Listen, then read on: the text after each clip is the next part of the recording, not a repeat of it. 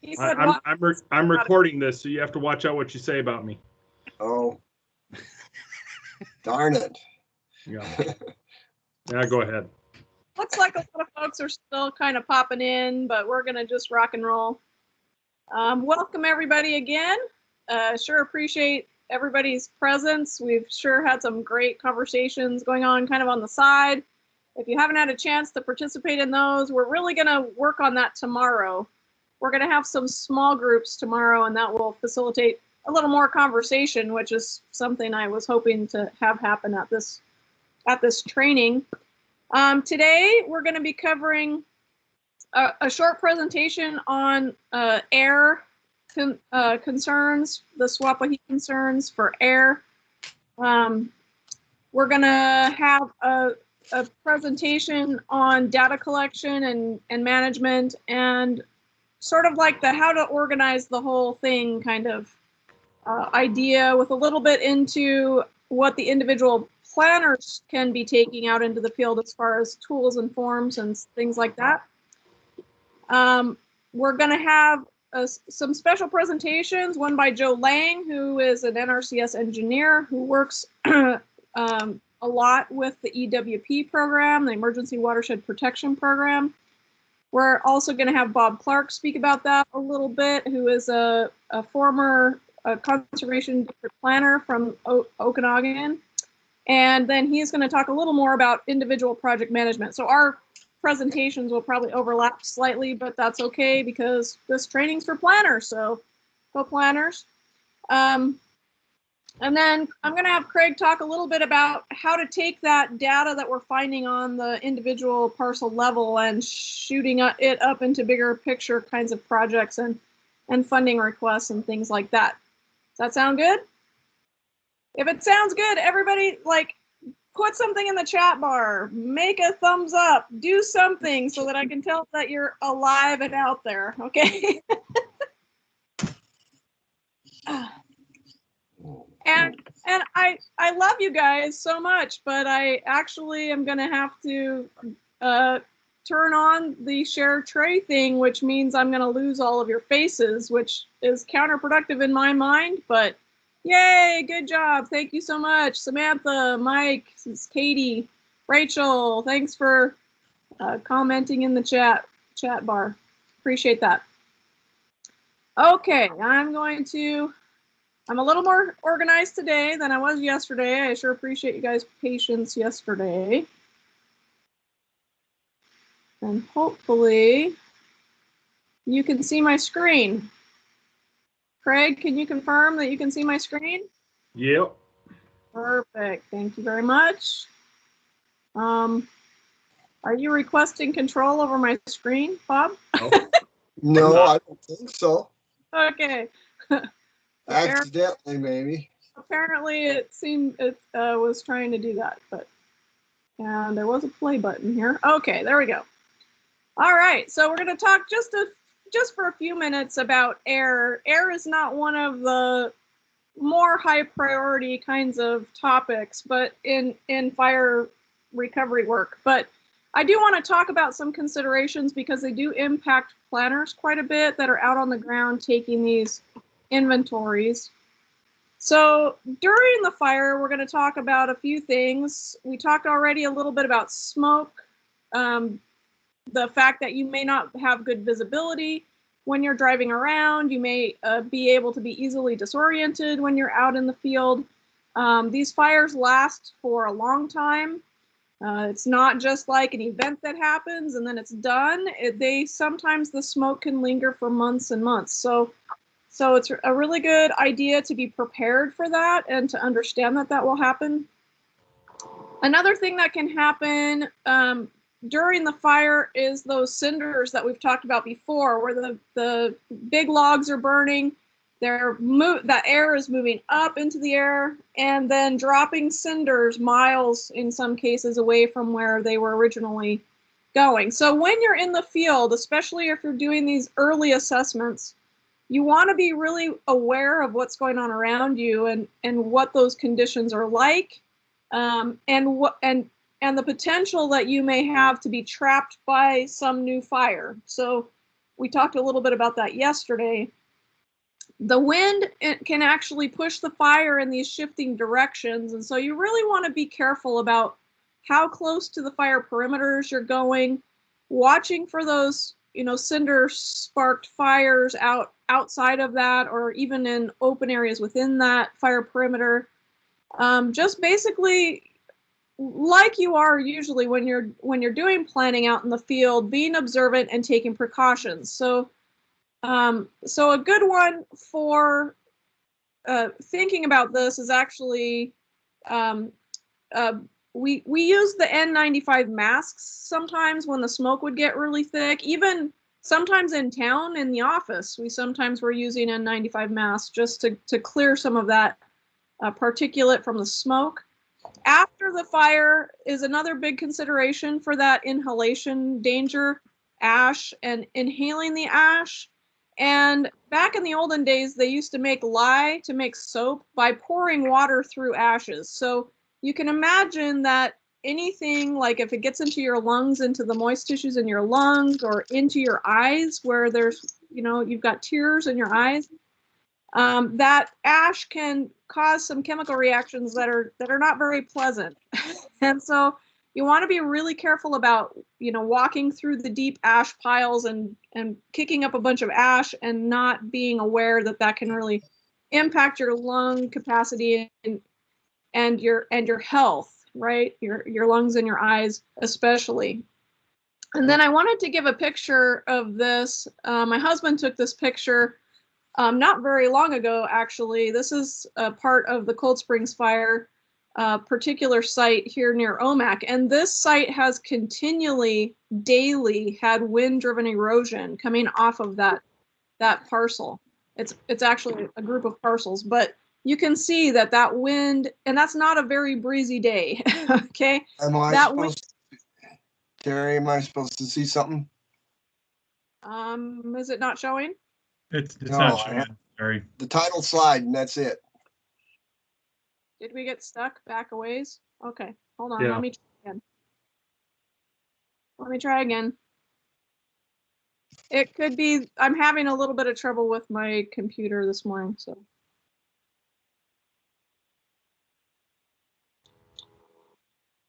There we go. Sorry. I am gonna give Craig the presentation, so you guys can look at these later, but it will be more fun if you can see them now. Okay, so this is the picture that I'm talking about. Can you see this now? Oh yeah. Okay. We can see it, but after you click play, it's not cycling through pictures. Huh. Oh, interesting. Okay, well, I'll just do that by hand then. Yeah. Okay, so anyway, take a gander at that photo. And if you think about the fact that a lot of times with this wind-driven erosion, if it's mild, you may not even be able to see it, but that there is continual dirt coming off of, and ash and particulates coming off of these sites. Contaminants, I mean, we had a big fire a few years ago in Wenatchee where there was a chemical warehouse that was involved in a fire, and so people were being asked to evacuate in place. And then I wanted to talk, maybe I'll just stay here. Can you guys see those photos okay? If I stay in the production mode here? Yeah, they're a little bit small, but we can see them. I'll pop in if there's something really critical, because I do have some forms I want you guys to see, but I'll pop in and out on those. So I did want to talk a little bit for a few minutes about hazard trees. Hazard trees are, of course, not an air consideration, but they are heavily impacted by wind and wind conditions. So I felt like this might be a good point to kind of stick in a little bit about hazard trees. And many of the cooperators that you work with will ask about trees, because the damage to the trees is really obvious, very in their face. They may have been growing those trees for some time. So when you're evaluating a tree and calling it a hazard, there's actually two different considerations that create a hazard tree, basically.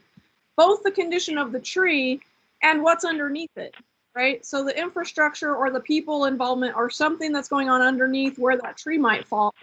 If you just have a tree out in the middle of the forest and it falls down, no big deal, right? But not a terrible risk. It's not a hazard to people. But we do have trees that are near homes, that are near roads, that are near parks where little kids are playing in the park. And so you have to kind of look at both of those things. What's the condition of the tree and what is the value of the thing it's going to hit, right? If it's going to hit people, that's a hazard tree.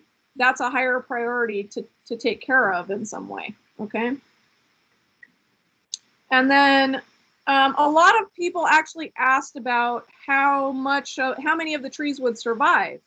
And so I will pop this picture up because I want you to take a look at this picture. And you can see this actually was an area that was burned several times over. And there are some trees that are really dead. There are some trees that are quite brown. There are some trees that are green. There are some trees that are kind of part green and part brown. And so how do you go about evaluating those survival estimates on particular pieces of property? One of the big considerations, as I've said, I think a couple of times before, is that ponderosa pine is quite a bit more adapted to fire. And so it has more built-in protections from fire damage. That doesn't mean it won't get killed, but it does mean that it tends to be a little more resistant to fire effects. And I've put in the presentation a link to a document that is from the Oregon Department of Forests. I don't know, somewhere in Oregon. It's a Forest Service document, actually, I believe, that is post-fire tree mortality and has a really nice table in that handout that talks about the different species in the Northwest and how they might be affected in particular ways by fire. And sort of the same kind of evaluation tool that Leslie was showing yesterday as far as soils.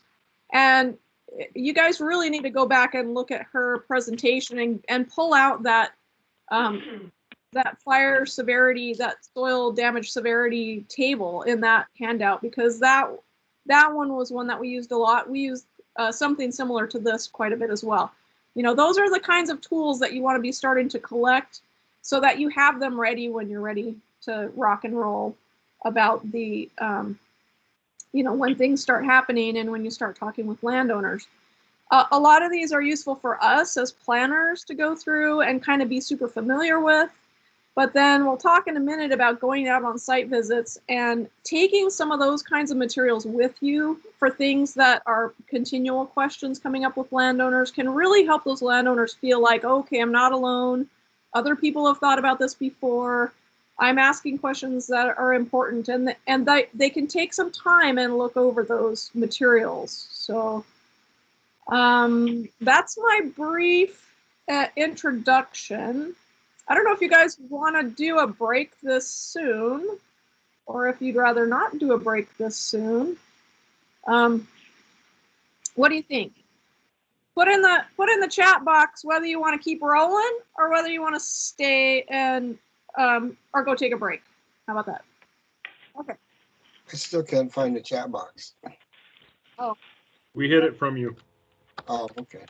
There's a little like a cartoon blurb thing in the Show tool. conversation? Yeah. Oh. Did that do something? Yeah. Okay, cool.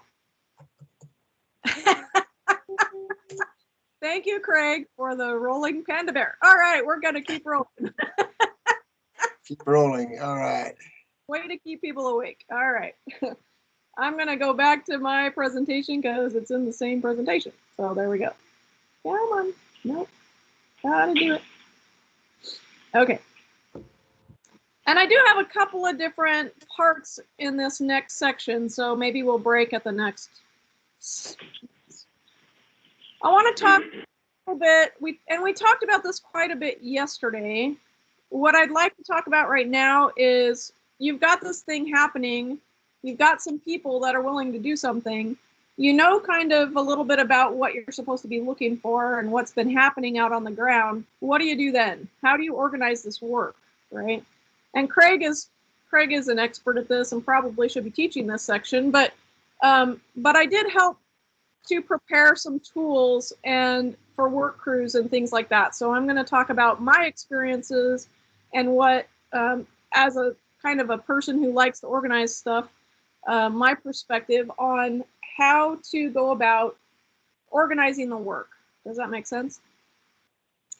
So we want to think about things, and I'm so glad you guys are here because this slide, right? We are preparing for an event. It's not happening right this minute, but we're thinking about it ahead of time. And so my favorite phrase for this is prepare for the worst and hope for the best. And that means that we think about the worst possible scenarios and we get ready for those. And we don't know what all the scenarios will be, right? We don't know exactly what will happen. We don't know exactly where it will happen or what the effects will be. But that doesn't mean that we can't be preparing as much as possible. And I find that actually thinking about that, even just on that level of thinking about an event before it happens and trying to see in your own mind what would happen, helps you really identify what to do next, right? What kinds of things to address, what kinds of things to plan, what kinds of things to prepare. So we've talked quite a bit about this idea of developing your relationships ahead of time. So relationships within your technical planner teams, relationships between your planners and your office staff, relationships between your managers and your supervisors, relationships between your organization, the Conservation Commission, and then your relationships with other community partners. And somebody yesterday was asking for a list, and I started to put together a list of the potential partners that you might want to start developing relationships with. And the list got longer and longer and longer, and every county is going to be different, right? Your resources are going to be different than somebody else's county, which is why it's imperative that in your own group, in your own organization, you're looking at the things that are relevant in your area, okay? Your location is going to have a very different slate of these partners than someplace else. But generally speaking, there's going to be a county emergency management person or team. And those of you who are not me, turn your mics off, please. Thank you. We're going to talk about, we talked a little bit about using producer organizations and other agricultural types of meetups. So we worked really closely at certain points with the Cattlemen's Association. I went and presented at a coffee clatch once because I went and did a site visit, and the guy in that neighborhood said, hey, we have this get together every week and you should come and say something at that and tell people what's going on, because I had been giving them the flood insurance spiel, and he said more people need to hear about this. But there's lots of those organizations happening. There's Farm Bureau, there's the Granges, there's all kinds of those agricultural type organizations, and those usually are full of people who want to help in some way, and you can help them organize themselves and then create relationships with your organization. There's the other county agencies besides emergency management. There's the county commissioners, the city councils, the planning departments, the public works departments, the weed boards, the IT departments. The sheriff's departments are oftentimes, you know, they're usually pretty busy. We don't want to bother them too much, but they're definitely somebody that we want to be like getting information from. Oftentimes in these larger events, there are groups that actually kind of spontaneously arise from the ground level, and getting to know who those folks are. Usually they're well-intentioned people who really want to help, and so that's a great group of people to try to get kind of coordinated with. There's local neighborhood organizations. I know in one particular neighborhood during the Carlton fire, there was a neighborhood organization. It was a community that was sort of away from town. They're not even named, really. They don't have a town. They're just a group of people kind of in a neighborhood by themselves. And they had already organized like a local team of people to handle fire. They didn't have a fire district, but they were like handling it within their own neighborhood organization. They had regular meetings. They were continually, like, they had already participated in Firewise programs. That neighborhood was actually quite well organized, and sometimes that's the case in some of these outlying neighborhoods where they have to rely on each other anyway, right? And then other community nonprofits, both within your immediate community and a little farther afield. We actually worked really closely with the Icicle Fund on a couple of projects that for more financial end kind of thing. So go a little farther afield. Maybe our neighborhood is so impacted that we don't have any more resources to throw at something, but maybe another regional type of organization can. We worked really closely with vendors and other for-profit organizations. So we were working with the local hardware stores to get seed bags into the hardware stores. We worked with seed suppliers. We worked with heavy equipment operators. We had a list, I'll talk about in a little while, of vendors that could be helpful to the landowners. There's lots of for-profits who are also involved in what's going on, and they can be really helpful. And then we also have local and regional and national charitable organizations like the American Red Cross or other folks like that. We had some, I think there was a veterinary organization that came in. I think Leslie was talking about this a little bit yesterday.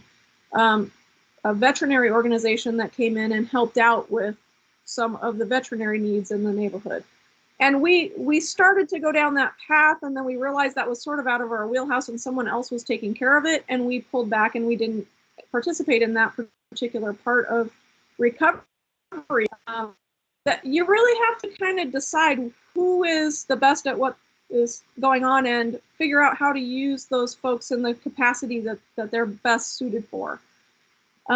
State agencies, we were quite in touch with the Department of Natural Resources, the Department of Ecology, and it doesn't matter whether you think that that agency and organization is like relevant to fire, make relationships with them anyway, because oftentimes it's that oddball person that is like, you think that's never going to apply, that will have some solution that you hadn't thought of before to some problem. And that happened a couple of times with the Carlton and Okanagan fires those 2 years. And then our federal agencies, the Forest Service and FEMA, oftentimes the federal agencies are a little slow to get, you have to have a disaster declaration, and then you have this long process of trying to apply for funds or to get certain services, but they're definitely there. And they definitely have resources that are on a scale that is much more appropriate for these larger events. So I wouldn't write them off. I would just be really aware. NRCS is a little bit this way. Just be aware that that could take some time and that you'll need to feed them some very specific information that they request in order to get their help. So step one, and I think Craig actually just immediately did this, as soon as we decided that we were supposed to do something, that we wanted to do something, he immediately went to all the partners. And Craig, as has been mentioned before, I like to think of him as a wheeler dealer. He's a group guy that likes to go and make friends with everybody. And because of that, we already had a lot of good solid relationships with different agencies and organizations. And so what we did at that point we had a meeting a couple of weeks, I think, after the big blow up of the fire. Fire was still happening. There was still lots going on, but we had kind of a big meeting with a lot of the partners that we'd identified. And we asked them to give us their contact information for one contact with that organization that we could refer people to. And then also a contact that is like ahead of that agency so that Craig could get a hold of that person. And we continually updated that list. And I can't emphasize enough that they need to be revisited periodically so that you have current information.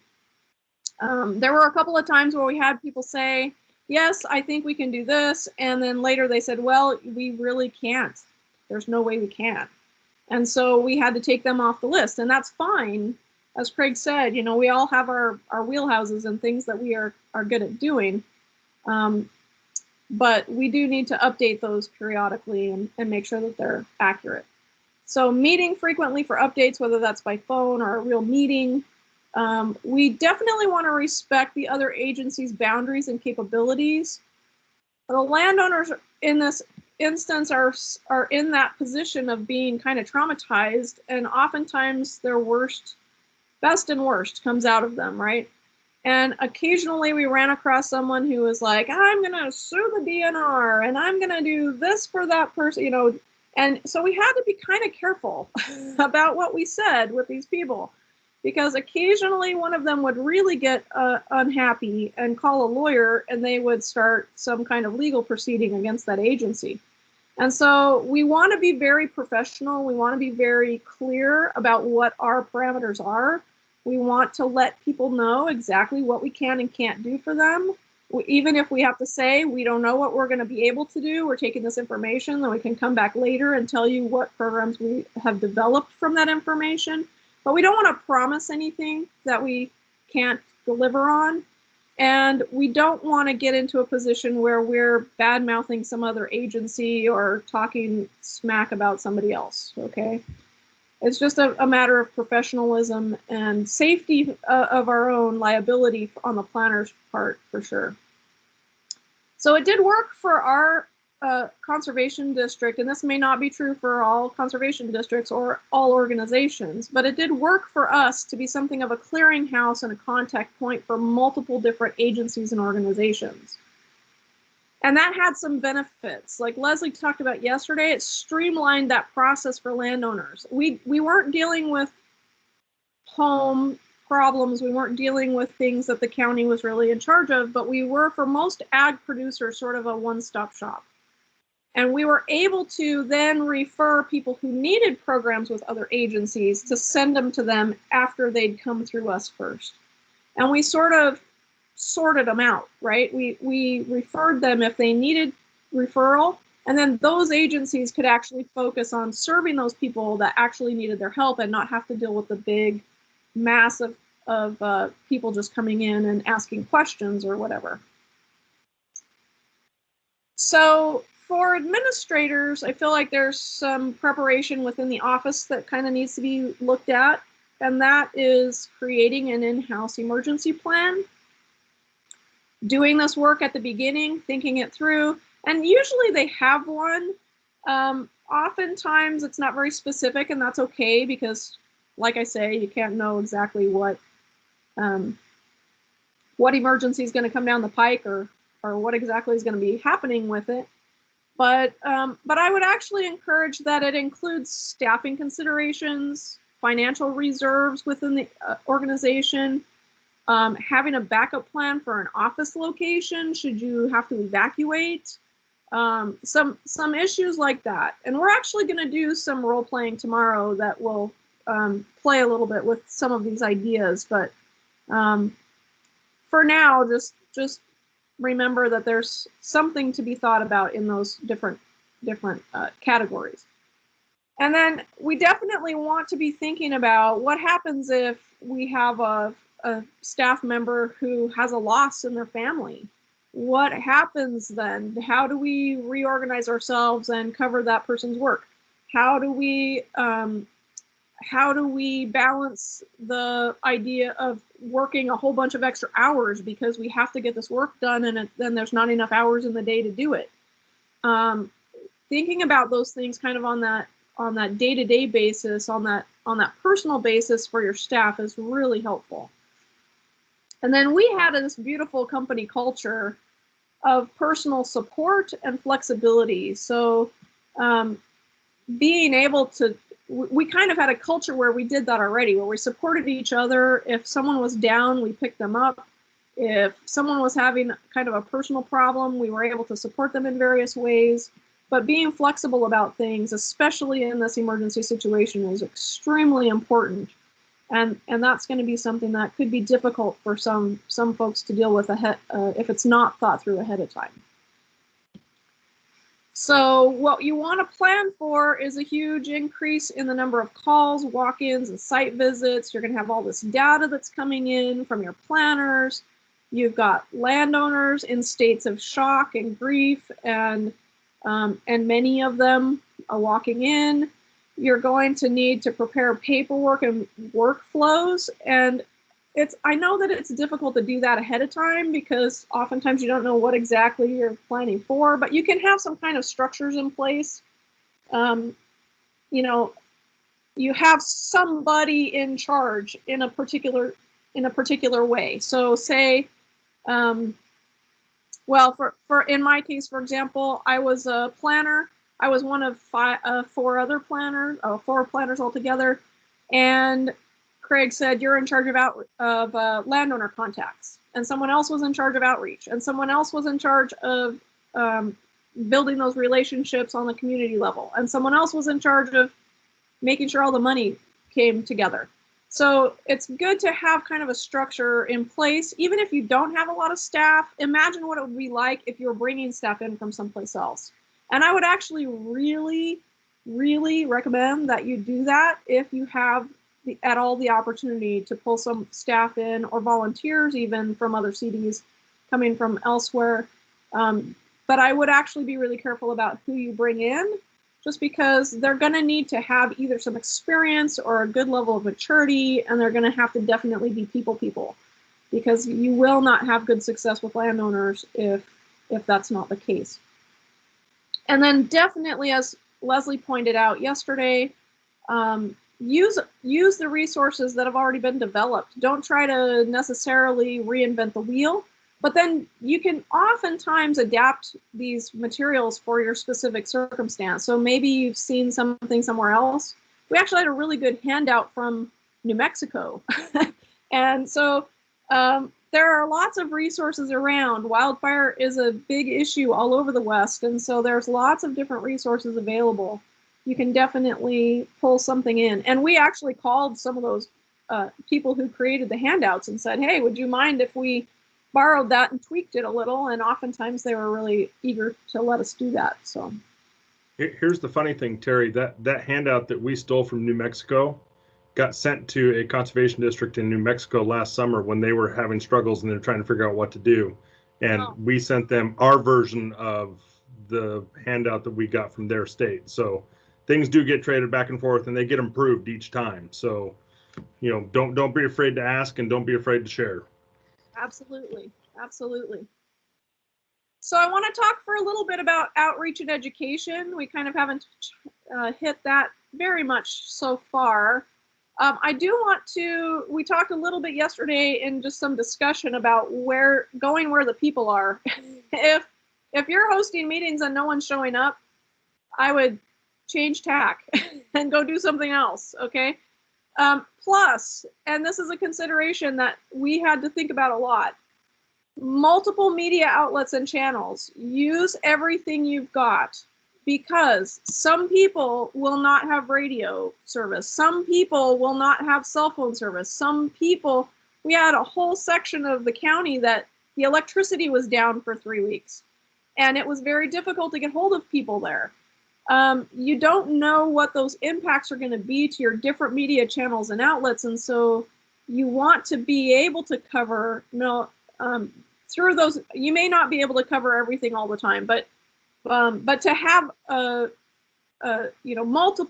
variety of different media outlets and channels will help you, especially at the last minute. When you have something go out at the last minute. I think Craig wasn't it. We had a meeting over in Twisp, a big community meeting. We had a whole bunch of people that were going to come and attend, and the electricity was out, and it came back up while we were setting up for that. Well, who was it that showed the side-by-side pictures the other day of, you know, lots of people and the one that wasn't very many? Yeah, I think that was the one that wasn't very many was when the power was out. It was out for throughout most of the meeting. It was just we happened to hold it early enough in the evening. There was still daylight outside.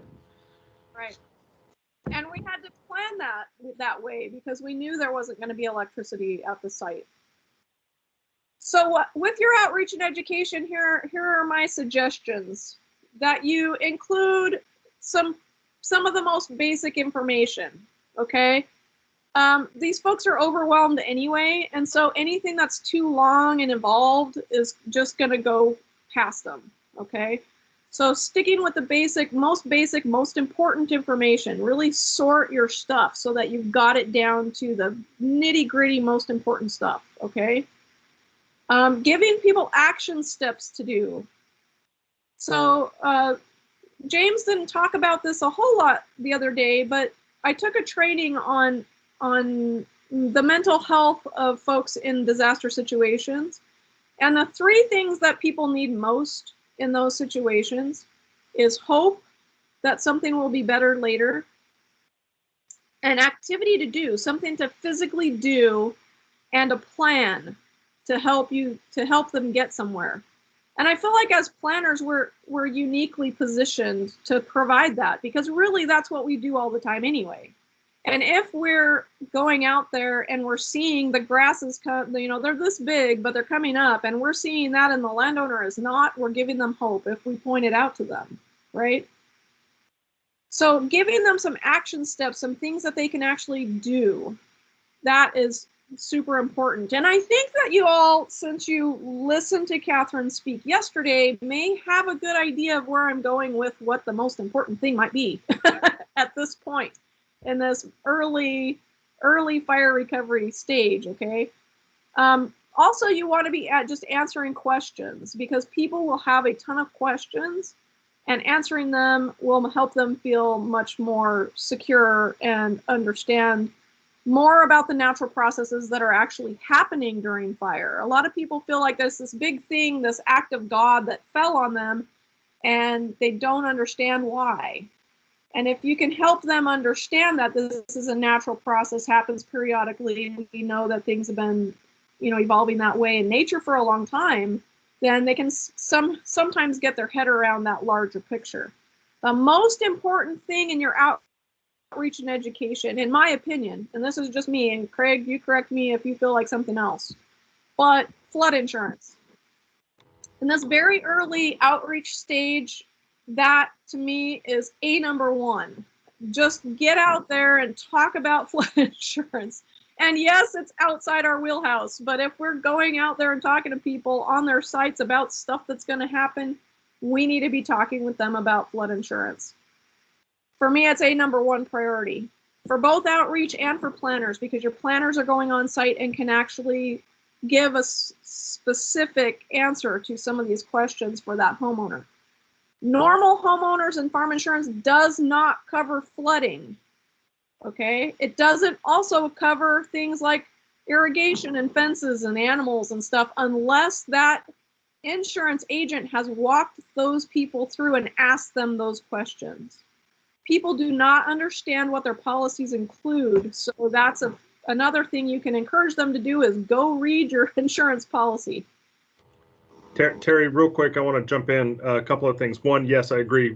People need to know about flood insurance. It takes 30 days for it to go into effect, and they might even fight with their insurance agent about whether they can even get it.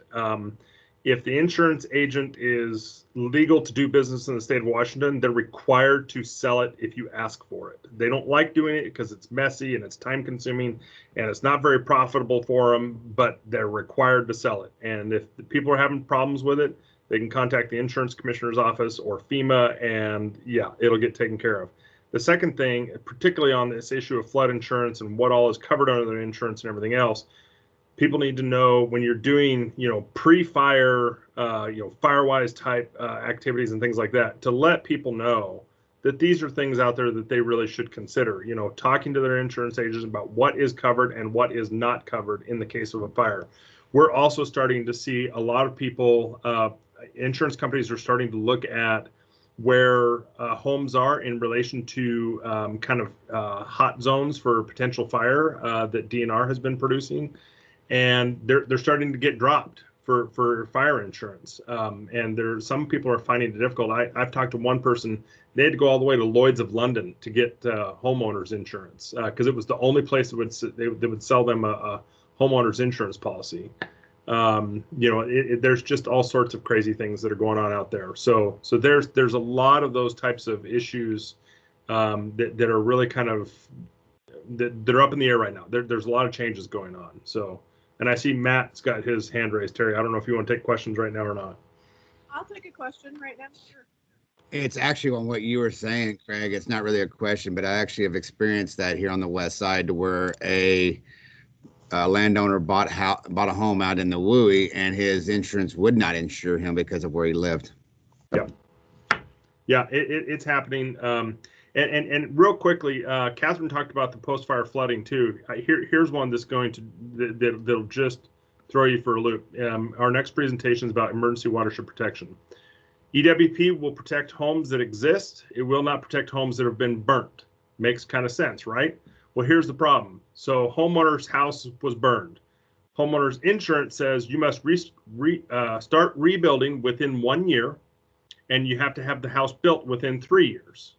And here's the money and everything. But, oh, by the way, you have to build in the exact same footprint. So on the foundation that existed, you have to build your house right there. You can't move your house.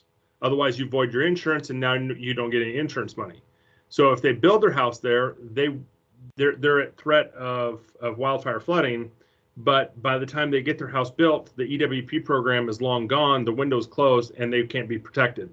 So it's a catch-22. People need to be aware that, you know, even if they rebuild, there are potential down the road threats. So it's a nasty system, and it's an issue that I've raised all the way to our U.S. senators, and nothing's been changed. So Yeah, great point. Insurance is a beast, that's for sure, and it's not our job, so it's hard for us to talk about it because we don't know that much about it. But it is worthwhile to get some basic understanding of how the insurance stuff is applying. As Craig said, those FEMA authorized flood insurance policies have a 30-day waiting period before they are activated from the time the person applies for them. So they got to know about it and fill out the form and then apply for them for the FEMA insurance. That will take them some time.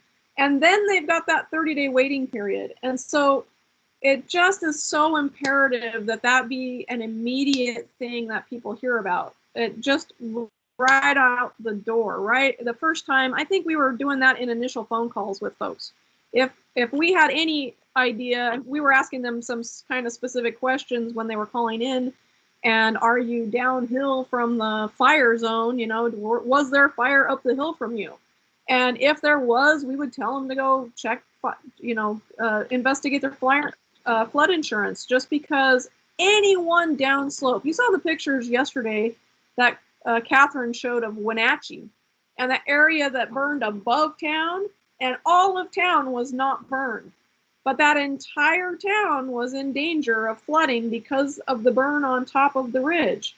And so anyone downslope, no matter how far away they are even from that fire area, is at risk. And so so that's a big thing to talk about, because oftentimes if you start dropping that info into the community, that will spread between people talking to each other about stuff, and then they'll come back and ask you questions.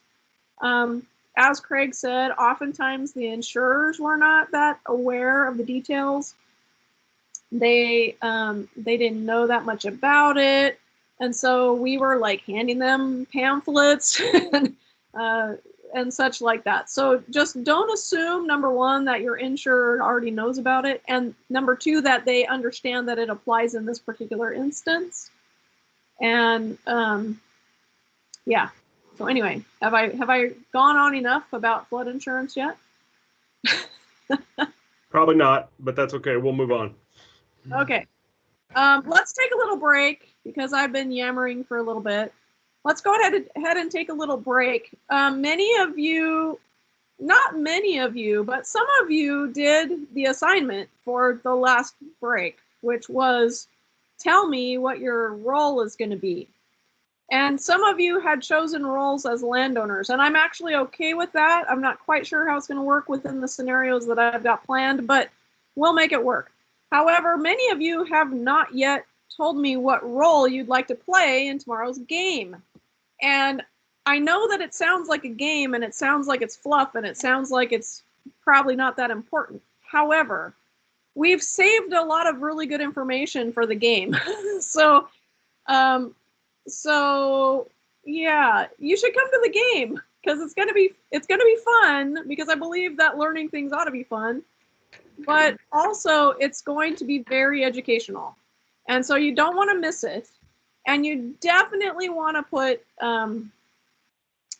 your pretend role, your persona, into the chat box so that I can pick it up. And we've been working on getting the room leaders set up and ready to go for tomorrow's activity, and it should be a grand old time. And also reviewing things that we've already learned in this class and also applying them in very specific situations. So it's going to be awesome.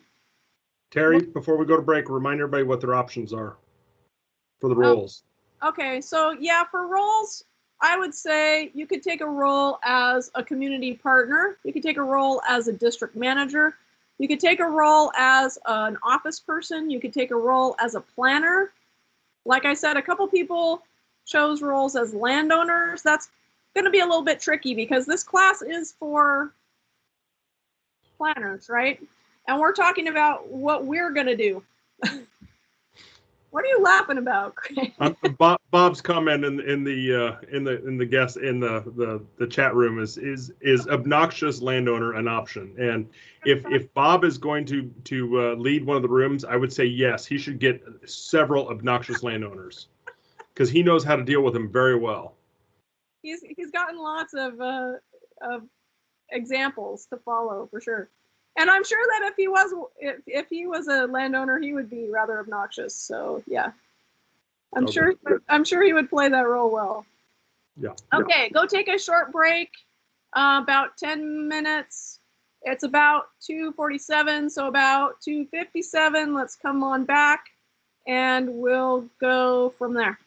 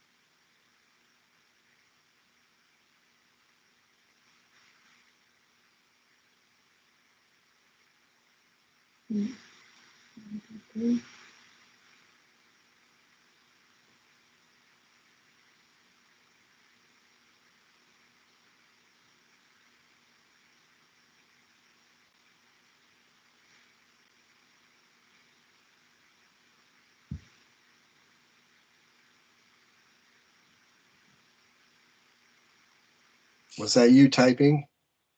Yeah. It was rather loud.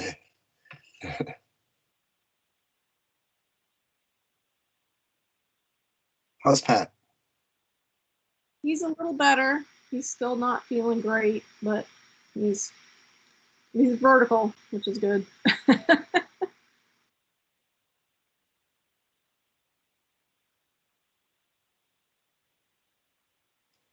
Remember, you need any help, just call. Yeah, I appreciate that, Bob. Thanks.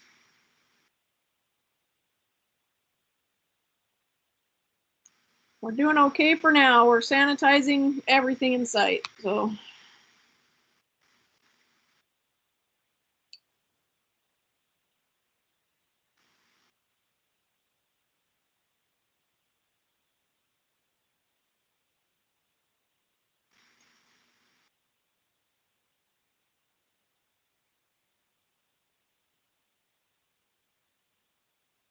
Okay. Looks like we're back up. Check your chat box, because I just gave you another assignment for the activity tomorrow. So check the chat box. When you have gotten the message from the chat box, give me a thumbs up or a yay team or a something in the chat box so I know you got that message.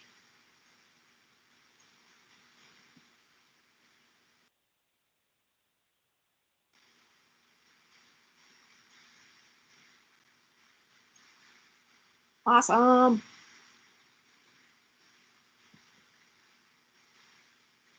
An example of a tool might be a spreadsheet. A tool might be a shovel. A tool might be a hard hat. A tool might be, I don't know, think of some kind of tool. Maybe that'll get you started. For your particular person, your persona, what tools do they normally use? Ah, yes, okay, good job, Mark. Mark says GPS. Yes. So those are the kinds of tools I'm talking about. Skills I'm talking about are public speaking, organizing paper, putting stuff in spreadsheets,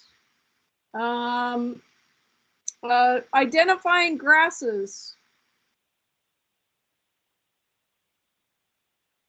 sawing down trees. Just think of 5 skills that your person might have that might come in handy in particular situations. And by the way, I am going to, I did actually do the breakouts for the rooms organization already, but if your persona is wildly different and won't work in the particular room that you're in, I may switch you around. Because I'd like you to be able to do the persona that you chose. So if you didn't choose, it's random and I'm just going to put you somewhere. So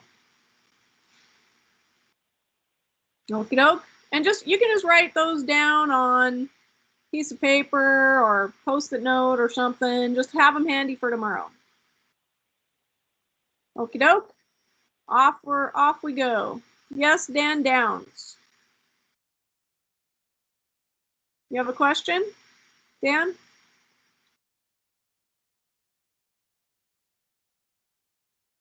I think your mic's on, Dan. Off, I'm sorry. Your mic's off.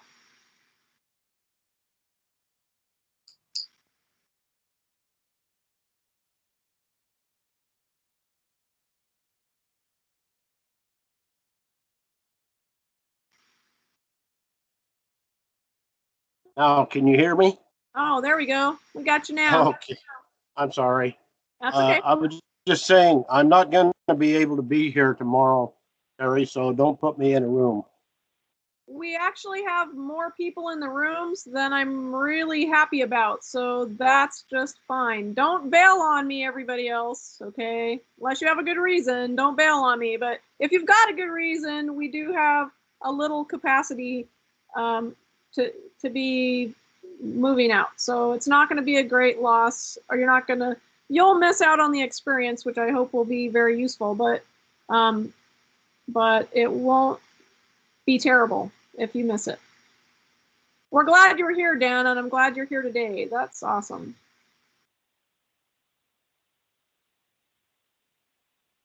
Okay, the next section will be on, it's kind of a project step-by-step.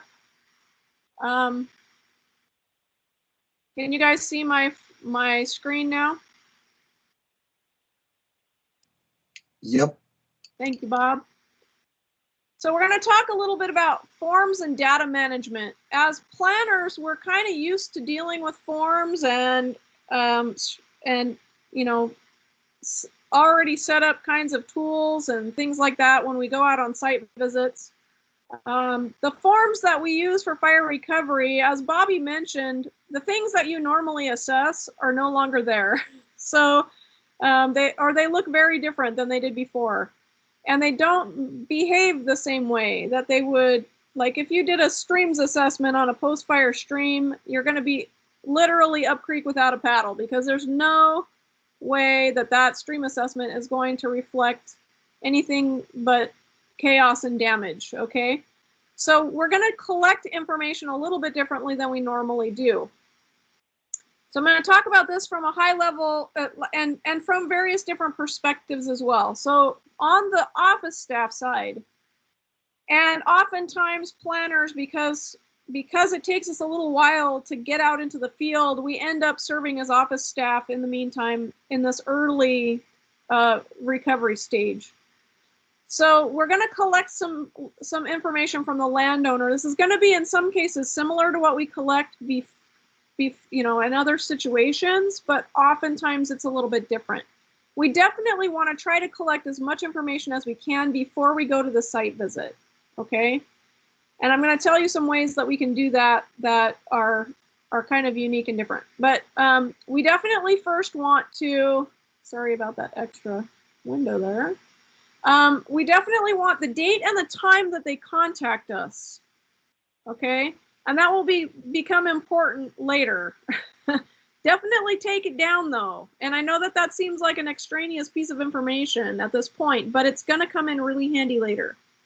And then you want your normal contact info: name, site address, mailing address, multiple phone numbers. Be aware that those people may have a different phone number and a different residence address than their previous one, because they may be relocated, they may be evacuated, they may be difficult to get hold of.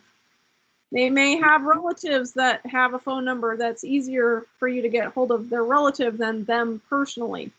So be aware that there's going to be some mushiness around that contact information that's not normally so. If I may jump in here, you want to get the contact information that is going to be best for you to be able to reach them later, and to stress to them that if their contact information changes, to get back a hold of you to update it, because I can't begin to tell you the number of times that we were offering cost share assistance to people we couldn't get a hold of, so we moved on down the line to others. So make sure that they give you good information. Yeah, and that may in some cases be really hard for them. And we did kind of bend over backwards to try to help them manage that better. I mean, then they could always come into the office then. If COVID-19 is happening, then that's not an option. But you get the gist. And then you want to take some initial information, whether their land is forest land, range land, agricultural land, urban type setting, whatever those kinds of things. You want some general information. Ask them about the site, ask them about what their concerns and their current needs are. That information is so critical at the beginning of this process, because what it will do is help you focus on the needs that are the biggest. So if you've got 50 people calling you with forest land and you got almost nobody calling you about range land, you're going to focus on the forest land later. So it's really good to collect this information up front and ahead of time. We got a lot of information just from the casual conversation with the person on the phone in the initial stages. So we actually had a form, like a contact list form that had all the standard boxes, and then we had a big box at the bottom for just whatever notes we needed to take on the conversation that didn't fit into a form type space, right? Anything that's out there and weird and unusual. You should record any time that you refer to somebody else. So I talked before a little bit about you may be a clearinghouse, you may be taking calls for kind of everybody. When you make a referral to another organization, you should definitely record that in whatever contact log you're using for your initial phone calls, because sometimes people will call back and say, well, you know, you told me to go talk to so-and-so, but they wouldn't answer the phone, or situations like that, where you can adjust the way that you're doing your work because of something that's happening on the other end of that. So definitely record any referrals that you're making to other organizations or agencies.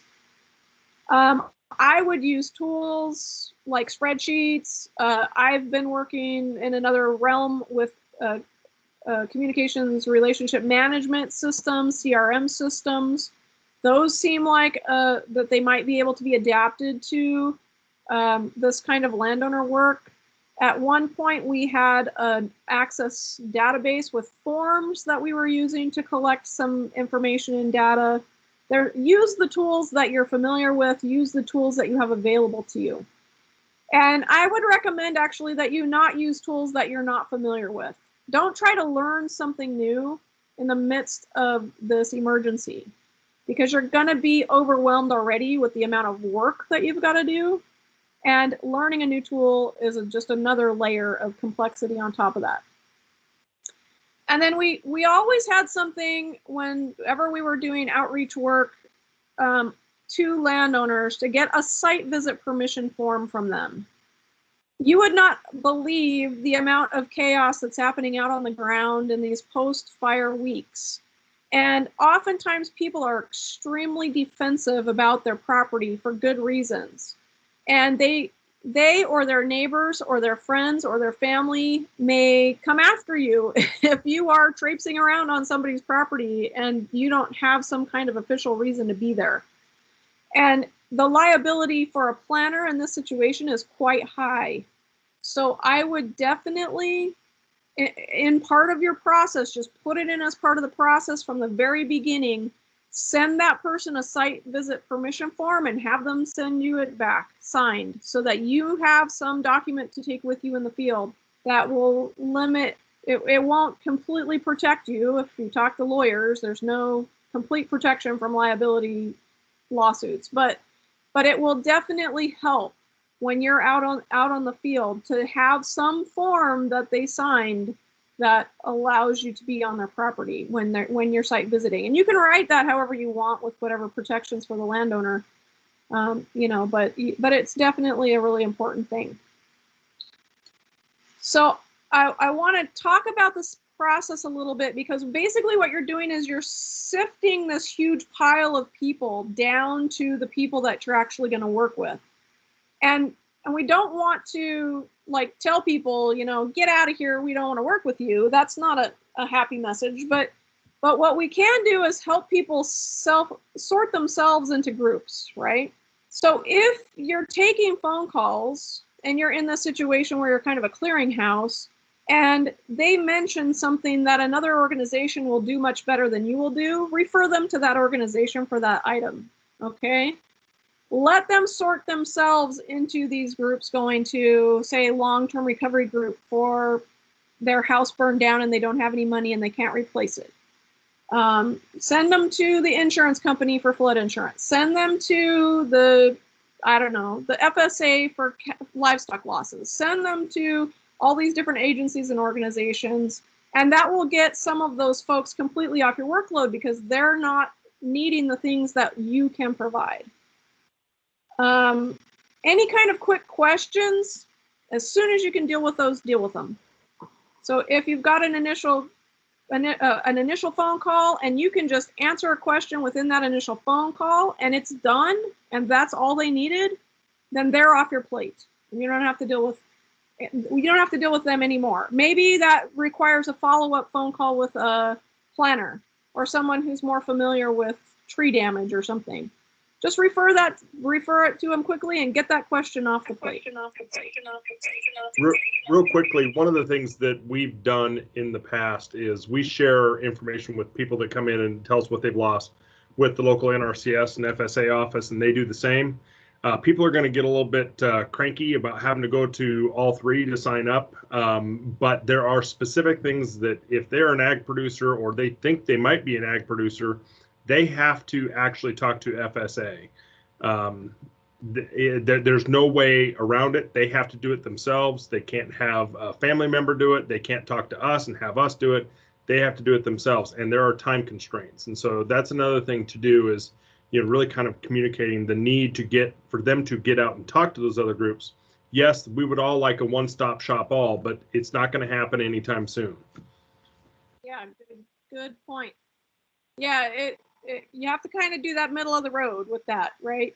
You refer to other organizations, but you also want to know what those other organizations are doing and what their parameters are. And when you send someone to them, be sending them with the right information and the right directions, right? The whole relationship thing is just critical. So then the next level is kind of site visits with a recommendation. So we would send a planner out to the site visit. The person walks you around.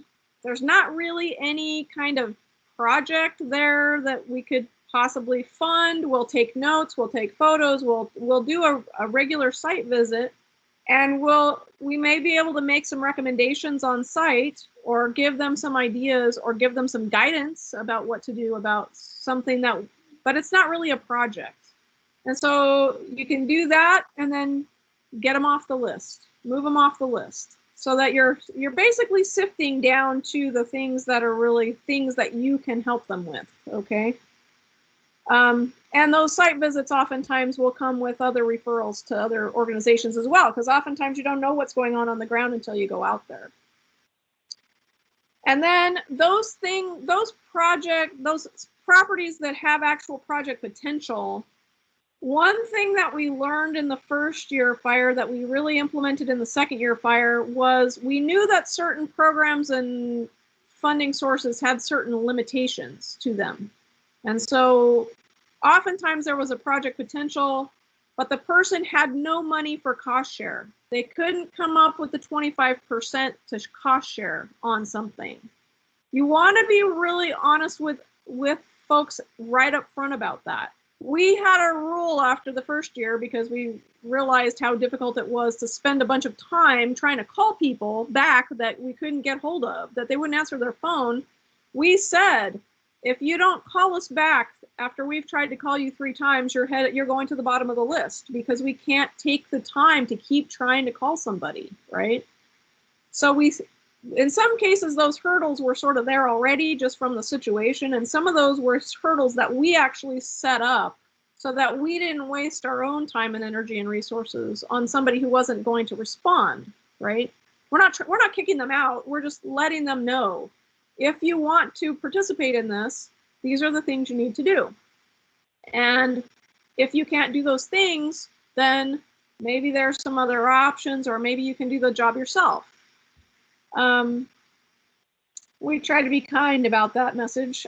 And then you have what's left is your project participants, and you go through that process. You do your normal project planning and your assessment and your estimates, and you're getting the thing implemented, and you do the thing, and then finally you've got this small pile of completed projects. The small in that case was, I think we still had 50 projects at the end of the just fence projects after the 2-year period. We had 450 landowners call in. So you can see that it's important to kind of sift that down to the people that you're actually going to be working with, right? And so my job was sort of a supervisor for site visit teams at various points. And I don't have a lot to say about that, because really it's sort of just organizing more a level above just going out and doing the thing yourself. I did try to group my initial site visits by geographic proximity and drive time. Sometimes we had planners that were coming from other parts of the state, and their schedules were sort of interesting because they'd come in late in the day and then they'd leave on a day and they'd have to have enough time to get home. So there's sort of that scheduling kind of activity that happens on that level. Geographic proximity really helps. At the very beginning, you won't have enough, probably, people.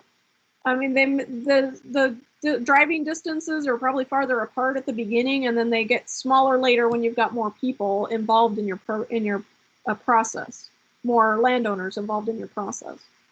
And then you definitely want to give a helping hand to your borrowed planners from other areas with getting around, because those signs could be burned down. Street signs are burned down, and the landmarks that everybody uses are burned down, and it's very difficult, even for someone that's lived there for a long time, to recognize the place and to know where they are in the landscape. It's especially difficult for folks coming in from other areas. So if you can help them out with GIS maps or recreation maps and give them good senses of where they were to go, that's awesome. And then, bless Bobby's heart, she talked about safety, and all the cool things, and make sure that your teams have all the things they need to be safe out in the field, because it's such a big consideration. And then you may want to bring in alternate staff to help with downloading photos, organizing files, taking landowner calls, building you a database. I don't know, there's 100 things. GIS support, oh my gosh, for the bear teams, we brought people from Florida to help with GIS. It's amazing how much work there is to do in these situations, in these emergency situations. So the more help you can get, the better. Again, those relationships are going to be key in building that team that's going to expand and contract with whatever you're needing. And then you want to create some kind of workflow and record tool for the incoming project data. So this is not the initial landowner information. This is actual projects. And what I'll show you in a little bit, something that I created. It's just a spreadsheet. It's not that complicated. It became quite complicated after a while, and we ended up switching to an Access database because it became rather large and unwieldy. But at the beginning, it doesn't have to be, and you can adapt it to whatever needs you have in the office. So when you go out in the field, as far as paperwork, Bobby talked about things to take out in the field as far as stuff and things and shovels and Pulaskis and, you know, orange safety vests and stuff like that. This is the paper part of what you need to take into the field with you. You want to automate and standardize your landowner files. We do that as planners already to some extent. We have the 6-part folders and we put the material in them in a particular way. If you can standardize even more or automate those processes even more, or hand off some of that to somebody else a little bit more, that just can help you, okay? Mapping, and I know you guys know that I'm like a big fan of GIS mapping. Do as much mapping of that property as you possibly can do before you go out there. Because the more information you can have about that site before you go out to look at it, the better. Okay, I made a rather astounding amount of maps. Whenever I would go out into the field, I made sure, and when I was sending people out, I made sure that they had a really good base map blown up with the parcel, but also the outer areas around that parcel, so that they had landmarks that they could find on the ground. Okay, if there was a ridge, if there was a river, if there was a something, it was on that base map. I did street maps. I did flood zone maps. I did layers from the bear teams doing different assessments. I found every kind of layer I could find, and whatever I thought might apply to that site, I printed out and put it as a paper copy in that file, so that those folks that were out in the field and had no cell service and the nearby town had no electricity, they could figure out where they were and how to get around and what the situation might have been before they went out there. Get good at reading topographic and satellite maps, because as we discussed yesterday, you could see kind of yesterday with Catherine's photos that you could actually get a good sense of the topography from a topo map and tell where the pinch points are going to be, where that flooding might come down right on their house, right? Get good at reading those, because that's going to be amazingly helpful to you. You definitely want to do any kind of location confirmations that you can do ahead of time. Make sure you know where you're going. There were times I had to go out there and kind of try to figure out, you know, oh, I guess that parcel starts, I don't know, it's about that far away from here. Better if you know exactly where you're going and where the lines are going to be, right? Take with you printed out information about the flood insurance, any of the other kinds of handouts. Oftentimes we were taking things on the tree recovery, the flood insurance, the I don't know, those things kind of flow around what kinds of information you're getting from those initial phone calls. Actually, what do people want to know? And then you can keep a little you know, plastic file box or something of handouts in your vehicle. And then your site visit form, which we're going to go over for a little bit. I don't have a whole lot of time, but this is actually in your OneDrive file, so you can take a look at this at your leisure.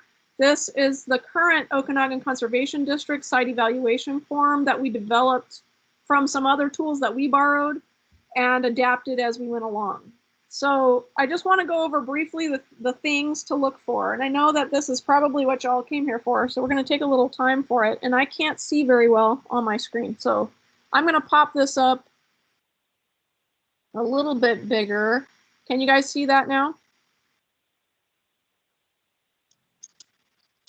No I change. still see the same screen. Okay. It's Can tiny. you read enough? Darn it. No, not Yeah. even close. Let me try again. I really want you to see this one. This one is important to see.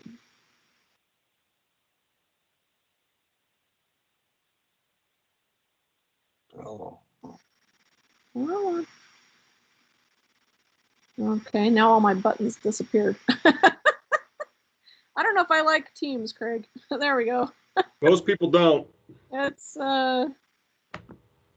If you're taking numbers, you're somewhere up into the 10 or 12 digit range of people that don't like it. Give me just a second. Let me. It's only slightly more appreciated than people that use Apple products, because PDS for that matter. Hey. Hey. Is it better now? Is my question? no, we're seeing all pictures of you and everybody else. No, I mean, is CPDS better? No. Oh, heck no. Okay. No. Sorry, Mike. It still sucks. Yeah, it won't let me pop it up and then put it in there. So darn it. Huh. When I push play, it doesn't do anything, huh? Okay, I'm making faces. All right, you'll have to go open it up out of the darn it, out of the shared drive file. I'm just going to go over it briefly anyway, and you guys can look at it if you have more questions about what it includes or what something means. Definitely get hold of Craig or one of the planners in the office, because they'll definitely be able to tell you more about it probably than I even will. I use this form a lot. I still find it a little bit tricky when I'm in the field to kind of check all the boxes. Just because sometimes when you're out there, you look at a slope and you think, I don't know really how steep that slope is. But then you can use your GIS tools and your other tools to help. So the first item is a CPDS number. Totally ignore that at the beginning. That's going to come in handy later, but it's not going to be something that you're going to use in the beginning. Landowner's last name and the date of the site visit, the address, the tax parcels, the reviewer. That's like I put my initials in that place so that we know who did the site visit, okay? Watershed drainage, if that has a name, if you can figure out where your watersheds are, that'd be helpful. Your property size in acres, your land types and amounts, and your land uses and amounts. So land types, I'm thinking more like forest, range, ag land, blah, blah, blah, right? Land uses would be grazing, tree crops, you know, some timber harvest, something like that. How are the people actually using the land? And then where the photos are located, that's actually a rather important thing because you will get so many photos that you will have a nightmare trying to figure out where they're at. So definitely mark down on this sheet after you get back and you download your photos to a file where that file is so that someone else could go find those photos if they need to. The percentage of the ownership burned, so say somebody has several parcels, what percentage of all those parcels burned? And then what percentage of the watershed burned? This one is a wild guess, okay? But it's still kind of a helpful number to kind of think about because you're going from that parcel to the bigger picture. What does that whole watershed kind of look like in general? Potential post-fire hazards. You want to check these boxes if you think that there's going to be a flood risk. Are they downhill from fire, from a fire area? Is there water going to come down and fall onto their house or whatever, or onto their property somehow? Debris or mud flows. Those are kind of together because one will, you don't know which kind of thing is going to come down the pike. But the hazard trees are definitely a different thing. And then whatever other kinds of hazard you might think. Maybe there's a ton of rolled up barbed wire somewhere or something like that. The structural or infrastructure elements at risk. Is the house going to be in the way of a flood? Is a business going to be in the flood? A major road is going to be flooded or some other kind of structure or infrastructure at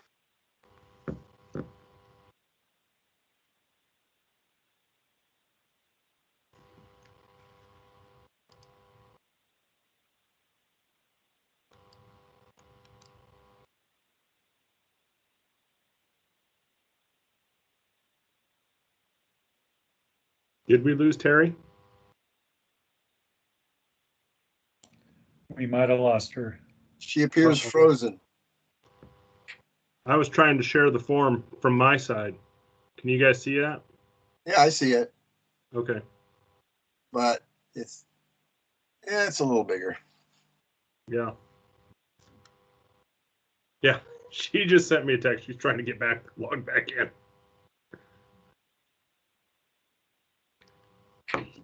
Yeah, but before her husband came down ill, she was going to be doing this from our office, so this wouldn't be a problem. But Yeah. Well, it'll be less of a problem anyway. right.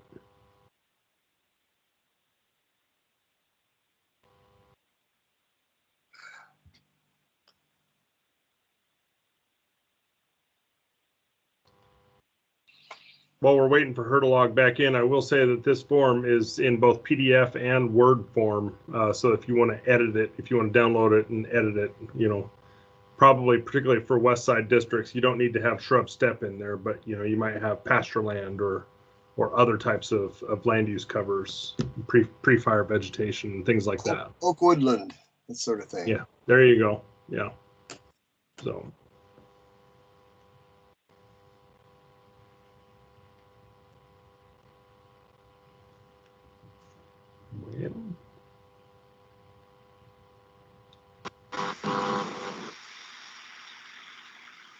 Maybe.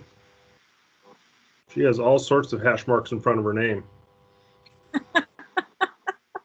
Sorry about that, guys. All right. You didn't move on to Bob.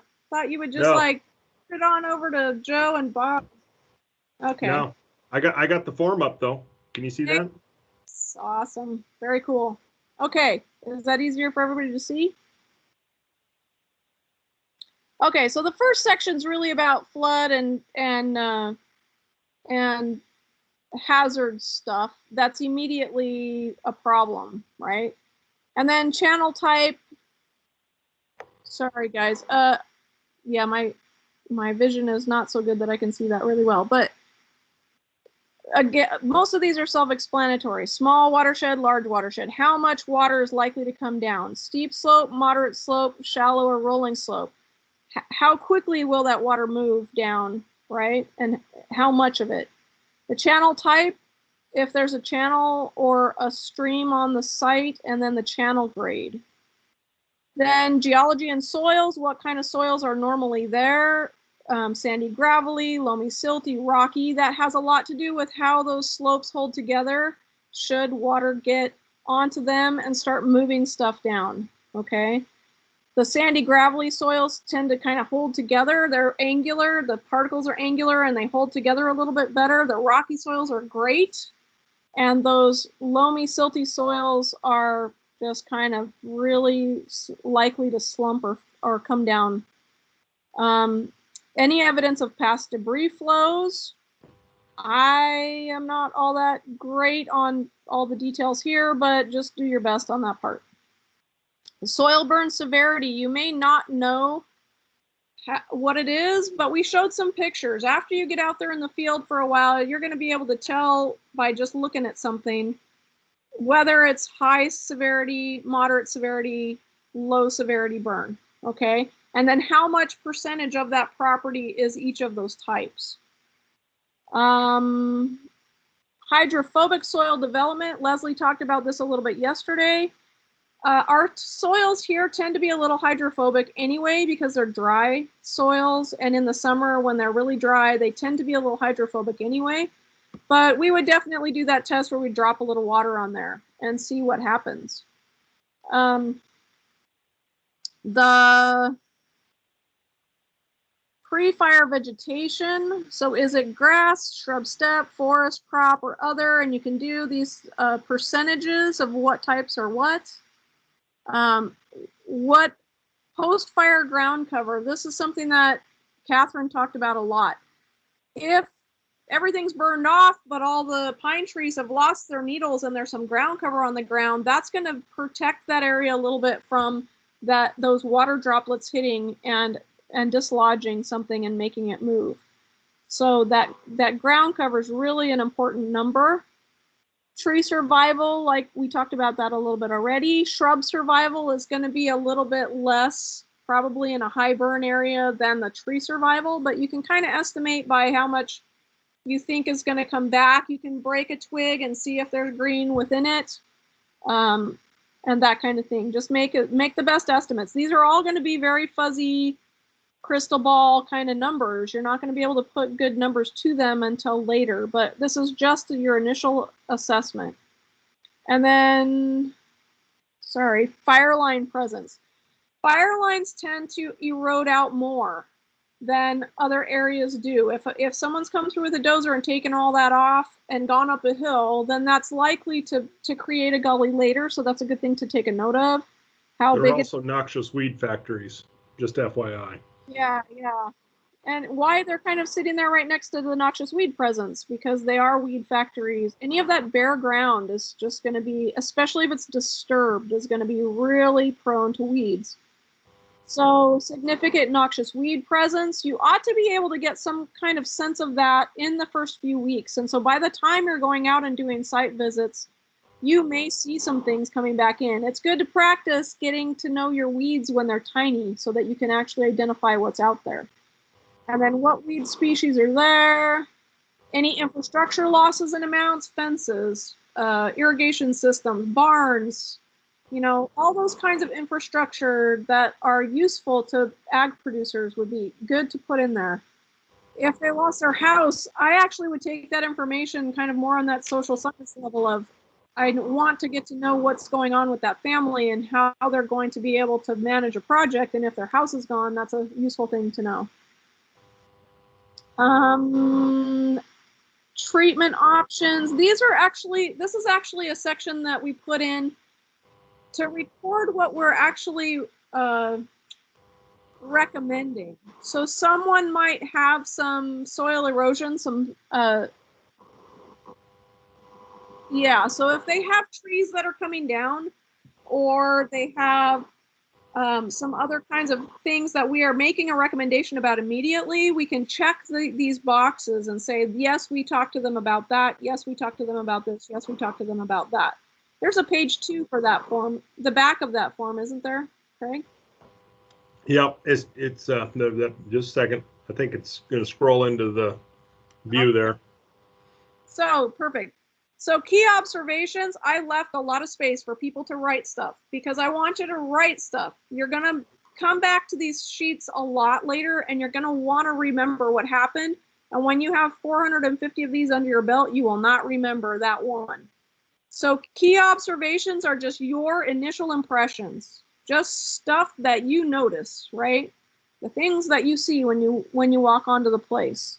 Main issues and risks, that to me is both from that cooperator perspective, what they think are the main issues, and when I go out there, what I'm seeing are the main issues or risks. They may not understand about hazard trees, and I may say, oh, wow, you got a ton of hazard trees right next to your house.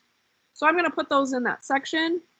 Any recommendations or referrals that I'm making to the landowner go in the next section so that I have a record of what I told them and what their response was. Maybe I tell them something and they say, oh yeah, I think I'm going to do that tomorrow. Then I'll write that in there so that I know that they are excited about doing that thing, right? But I'm going to write down anything that I tell them because I'm going to want to know about it later. And then any decisions or landowner input. This is basically what is the next step? What are we deciding on site? What is the landowner agreeing to do, right? Let me quit sharing for a minute.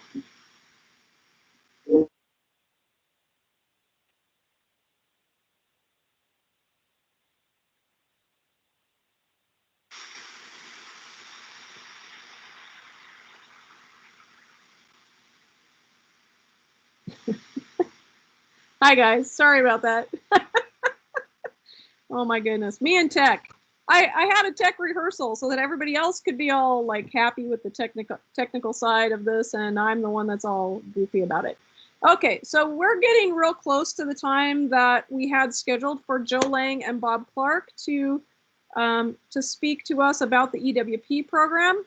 I am going to come back to the other topic later if we have a little bit of time at the end. But in the meantime, let's go ahead, take a really short break, just a couple minutes, go walk around a little, get the blood flowing to the nether regions again, and come right back, and then we'll have Joe and Bob talk to us about EWP.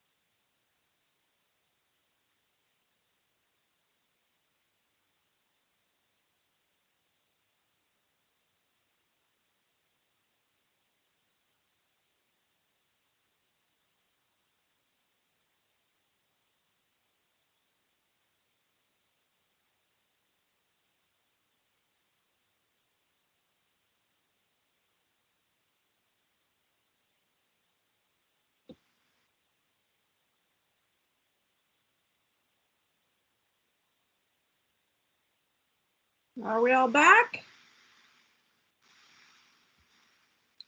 I know that was a short break, but I know Joe is chomping at the bit to tell us all about EWP. Hi, Joe. Good, then I won't have to say anything.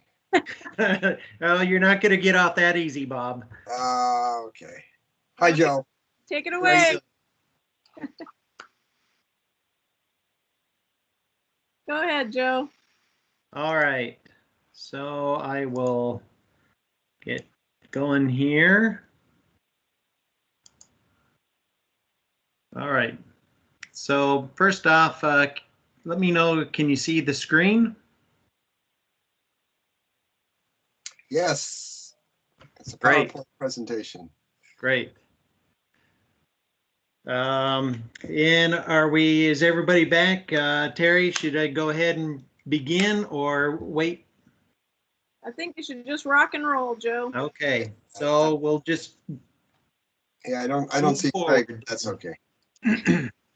So welcome everybody. My name's Joe Lang. I'm the state design engineer for NRCS here in Washington. And I just want to present quickly here kind of the process that NRCS uses for their post-fire flood risk assessment, and I probably get the award for the longest title of it for this, but with that, we'll kind of start moving right forward. And a quick background for the EWP program, or the Emergency Watershed Protection Program. It's NRCS's, or the Natural Resources Conservation Service, is responsible for administering this program.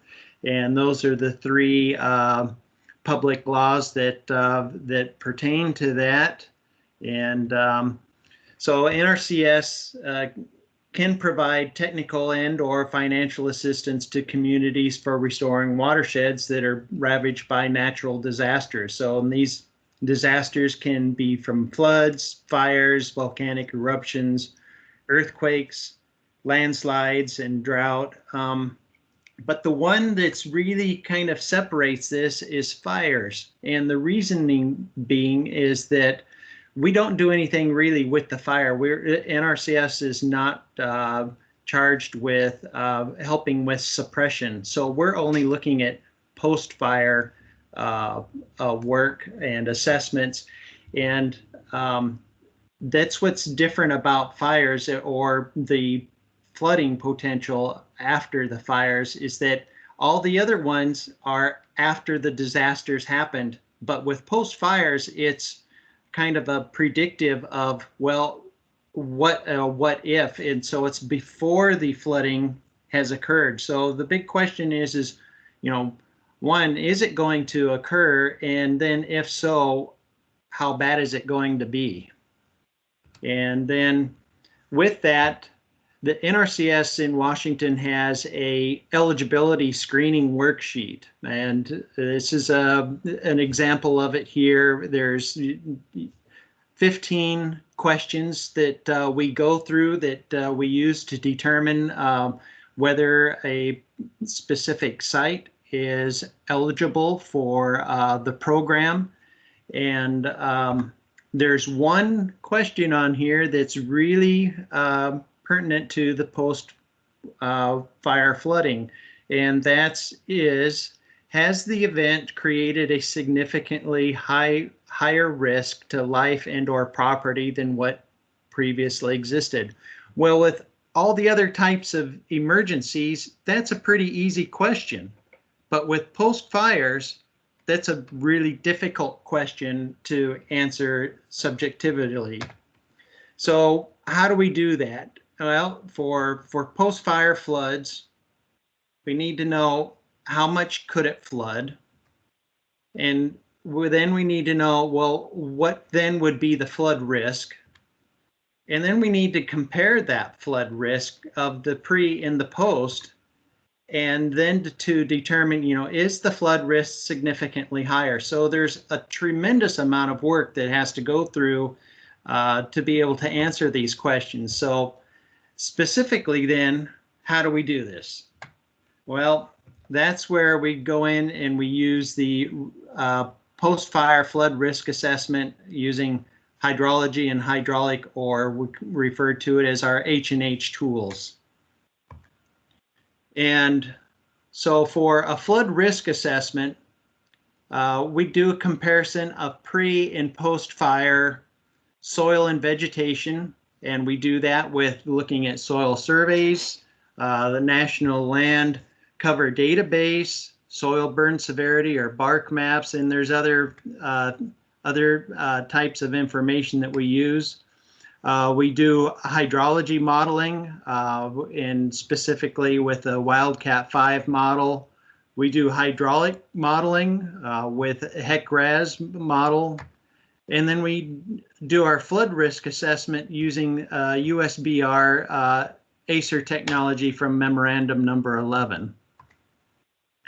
So when we look at soil and vegetation, we're looking again at soil surveys, National Land Cover Database, aerial imageries, and soil burn severity maps or BARC maps.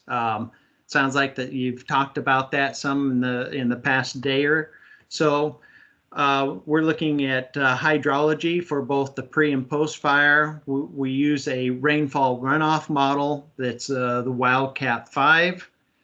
There's a whole separate deal of why we use that particular one that would be a whole nother half an hour to explain, which we won't get into right now.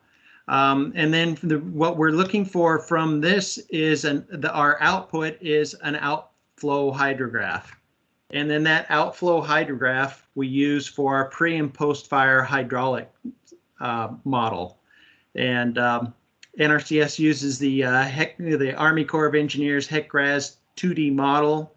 It uses the inflow hydrograph from our hydrology model, and then we use a terrain surface that we've developed either from LIDAR or from on-the-ground topographic surveys, or a combination of the two.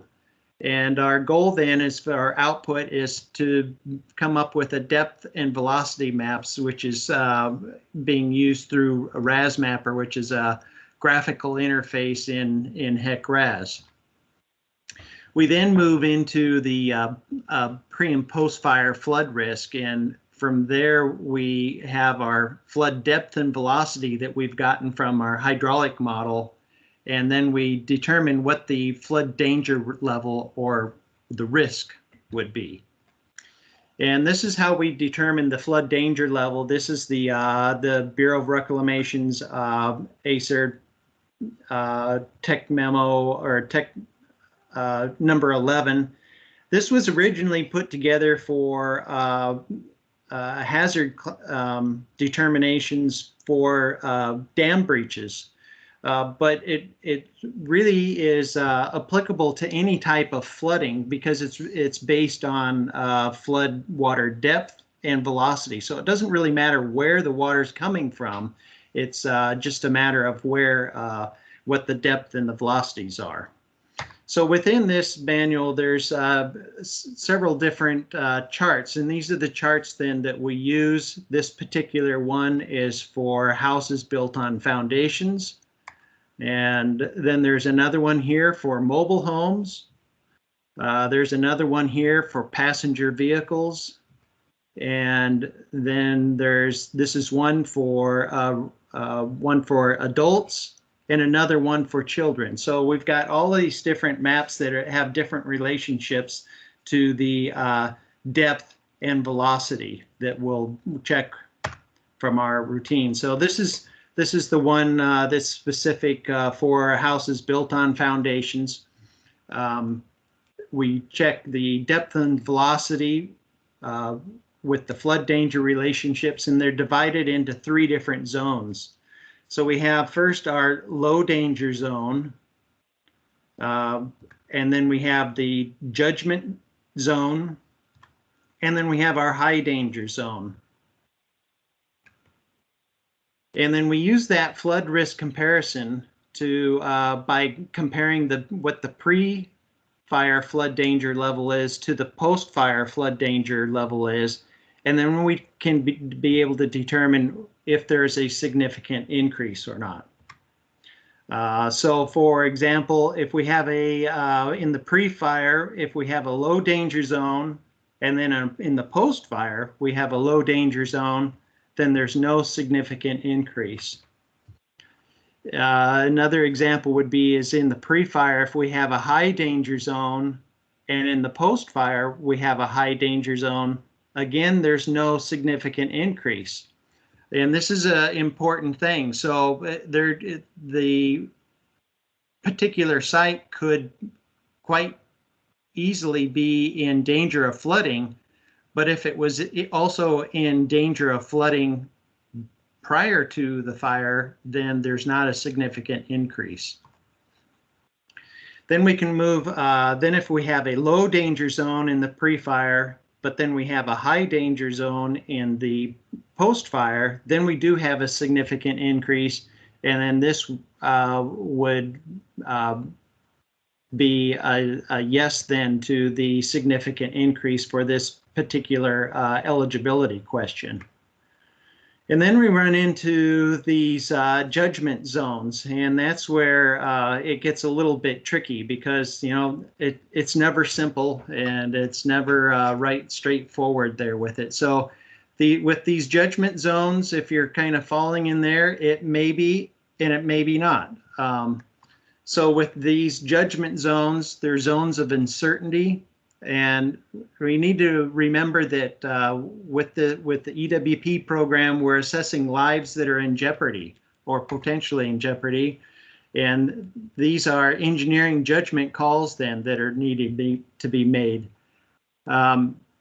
We consider possible factors then that such as the length of time that people may be in the flood zone. So one example could be is that maybe it's in a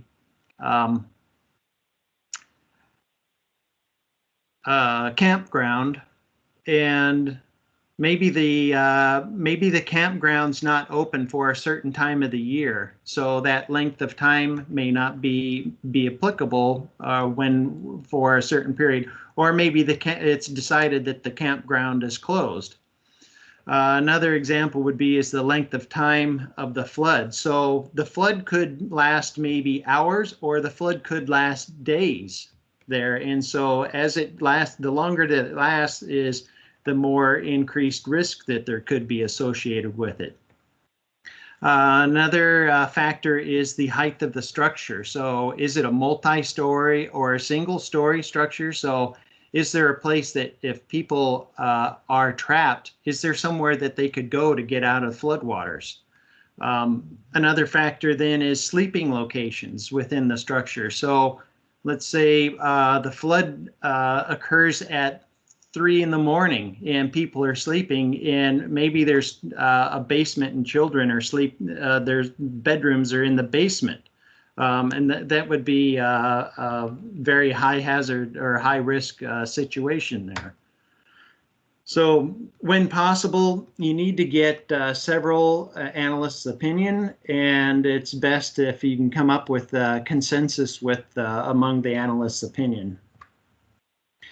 So I'll run real quickly through a post-fire flood risk assessment example then. And this is photo of July 28th in 2018. This is the Cougar Creek fire. And it's located in north central Washington in the primarily in the Mad River watershed near Ardenvor.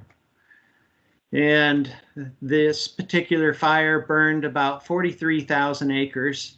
And we're going to look at one little small bit inside of this burn area. This particular basin we're calling the Tyee Spring #1, and here's a little bit of the basin characteristics and statistics about this. It's a fairly small drainage area. It's only 0.6 square miles in size. Annual precip is 26 inches. Mean basin slope is 44%, so it's a very steep drainage area, which is typical to a lot of drainage areas in north central Washington here. The relief is a little over 2,000 feet. Then the USGS peak flow estimates are 25 CFS for the 25 and 60 for the 100. And these are used just kind of as a comparison. They're not used for any of the hydrologic analysis. So if you look at the burn severity that we were provided by the U.S. Forest Service there, is that there was 0% high, 21% medium, 31% low, and 48% unburned. But the thing to kind of be thinking about with this, though, is that there's 52% of the watershed is burned, and that's the important part to be taking into consideration when you're looking at post-fire hydrology analysis there for it. So the burn severity really comes into factor of when you're looking at how quickly the watershed's going to recover there with it. With the immediate hydrology for the post-fire, it's how much of it's really burned and how much of that cover has been lost. So for this, we've got an area of interest. This is an alluvial fan area, and we've got the structures. There's 6 structures within this alluvial fan. So this 0.6 square mile drainage area all funnels down right to this one point. So what we look at then for our pre and post fire hydrology, we're using our Wildcat 5 model, and we use a 25-year recurrence interval. And if we look at, the probability of that 25-year event is only 4% occurrence in any year, and that's not very much. But if you consider that on average that it's going to take about 5 years for a fire or burn area to be recover in a hydrologic sense, then that 25-year event has an 18% chance of occurring within a 5-year period. So that bumps that up, that probability increases quite a bit. So at this site, we use a 1-hour convective storm. This is a summer thunderstorm, and it's 0.73 inches. And then the pre-fire is calculated to be about 10 CFS, and the post-fire is 40. And if we bulk that with material, then about 25%, that jumps it up to about 50 CFS. So if we look at this, the 1-hour, 25-year rain event is just graphed out from what the information that I provided in the previous slide there, that the pre-fire is 10, the unbulked is 40, and the bulked peaked is 50. So, we've got increases of 4 to 5 times the amount of what it was, which is quite significant there. So you would think then that maybe that this is going to be a place of potential flooding and significant increase. So the next step then is to bring it into our hydraulic model and to see exactly, well, where is all this water going to go and what does it mean then in relation to flood depths and velocities. So with the Army Corps' HEC-RAS in our 2D model, we're able to run the pre-fire flows and then the post-fire flows. And for the pre-fire, we get a depth of 0.2 and a velocity of 1.2 feet per second. In the post-fire, we get only an increase of 0.3, and then the velocity bumps up to 1.7. So not significant increase. How we do that is then through the RAS mapper routine in HEC-RAS. So this is the area, we've selected it for the depth, and at this specific time, we have a specific point of interest that we're looking at. When we zoom into this area then this is where our flood depth of our 0.15 is coming from. So it's, excuse me, not not significantly deep in that spot. We do the same thing for our velocity, and it's important that we're checking that at the same location and time as what we did the depth. So we've got our point of interest, and again, at that point in time and location, we get a velocity of 1.2. So if we look at our pre-fire danger map, this is for the chart on houses built on foundations. And we come in with a depth of 0.2 feet and a velocity of 1.2 feet per second. That puts us right in the low danger zone. And it's important to make sure to remember that that depth and velocity has to be at the same location and time.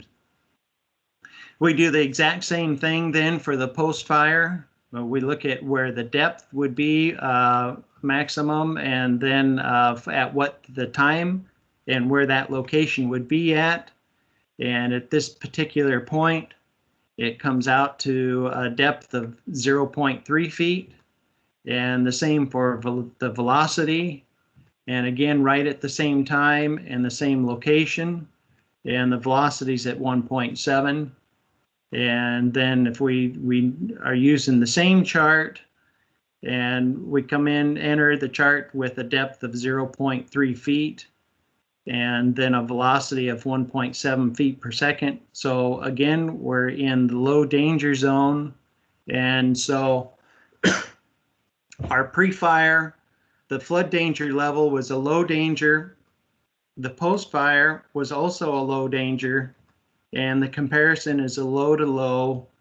And so for conclusions then, is that for this specific site, there's no significant increase in risk. So it's a low at pre-fire, and it's a low at post-fire.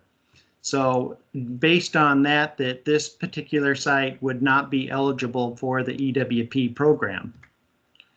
But there's this big but there. If there's still a flood risk, we can't stop there. We need to keep going.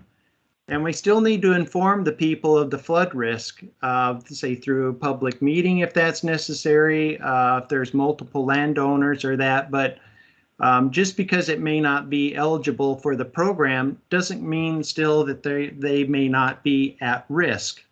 You need to inform then about the options. Do nothing is always the option. It's not necessarily the best, but that's always an option.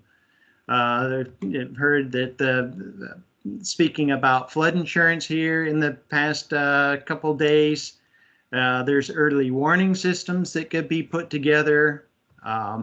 There's definitely probably one of the better ones is an emergency action plan, that this is something that the individual owners can do themselves, and to be able to figure out where to go in case of the emergency. And then there's always there's other types of emergency programs that may be available then to them. So some things then to consider, that the flood danger zones are not cast in stone. It says if there's a sound reason to believe that lives are in jeopardy for the condition of the low danger zone, or no lives are in jeopardy for conditions in a high danger zone, then it can be overridden. So although you do need to be able to document that and under some reasonable decisions there. And most of all, make sure that people are aware of the flood risk regardless of the program eligibility. So that's the big word that you need to get out then for them. And there's some references that you've got available to them. And that's all, folks. So with that, I will turn it back over here, and excellent presentation, Joe. If you can hang out while we're maybe discussing our portion and interject things along the way, that'd be great. Yep, absolutely. And I'll leave that up to you then, Bob. And then if we've got time for any questions that people have, they can ask then. And if not, if we don't have time, they can always contact me later on, and I'm more than happy to answer any questions or try to find out the answers then for you. All right, Bob, you're up. Thanks, Joe. So, emergency watershed protection. From the sponsor's perspective, and in this case, I understand the sponsor actually for our Carlton Complex fire was actually the State Conservation Commission. And maybe you could give us a brief reason why, Craig? Well, it was political expediency, I guess, might be the best way to put it. And yeah, as Joe is saying, they had access to the money. So rather than them giving us the money and then it was just easier. So yeah, that's why. Yeah, and I would like to give a shout out that to the Conservation Commission, that they have been an excellent sponsor for with NRCS in the past 5+ years or that, and that's worked out very good. And then also to have the groundwork being done by the individual conservation districts, that it's a great process, I think, that we've got. Okay, that's great. So I think I'll probably just give a perspective from the local implementation. Emergency watershed protection. It is protection, but in our experience, it's anything but emergency in that it takes many weeks to coordinate and implement protective measures. So in the meantime, you just have to hope for dry weather until after implementation. And Craig, you were going to have some slides. Yeah, so you want me to show them? Yep. Okay. And things can happen before you get going on all this program. So if you can throw it up there, that'd be great. Water and mud and flood and debris. You can go to the next one if you want. Okay. That's at their doorstep. So you want to give a little background on yeah, this was one of those convective events that Joe referred to as a huge thunderstorm occurred in the watershed. And so yeah. This those of you that were on yesterday, the storm that took out the dams that Catherine Rowden was talking about.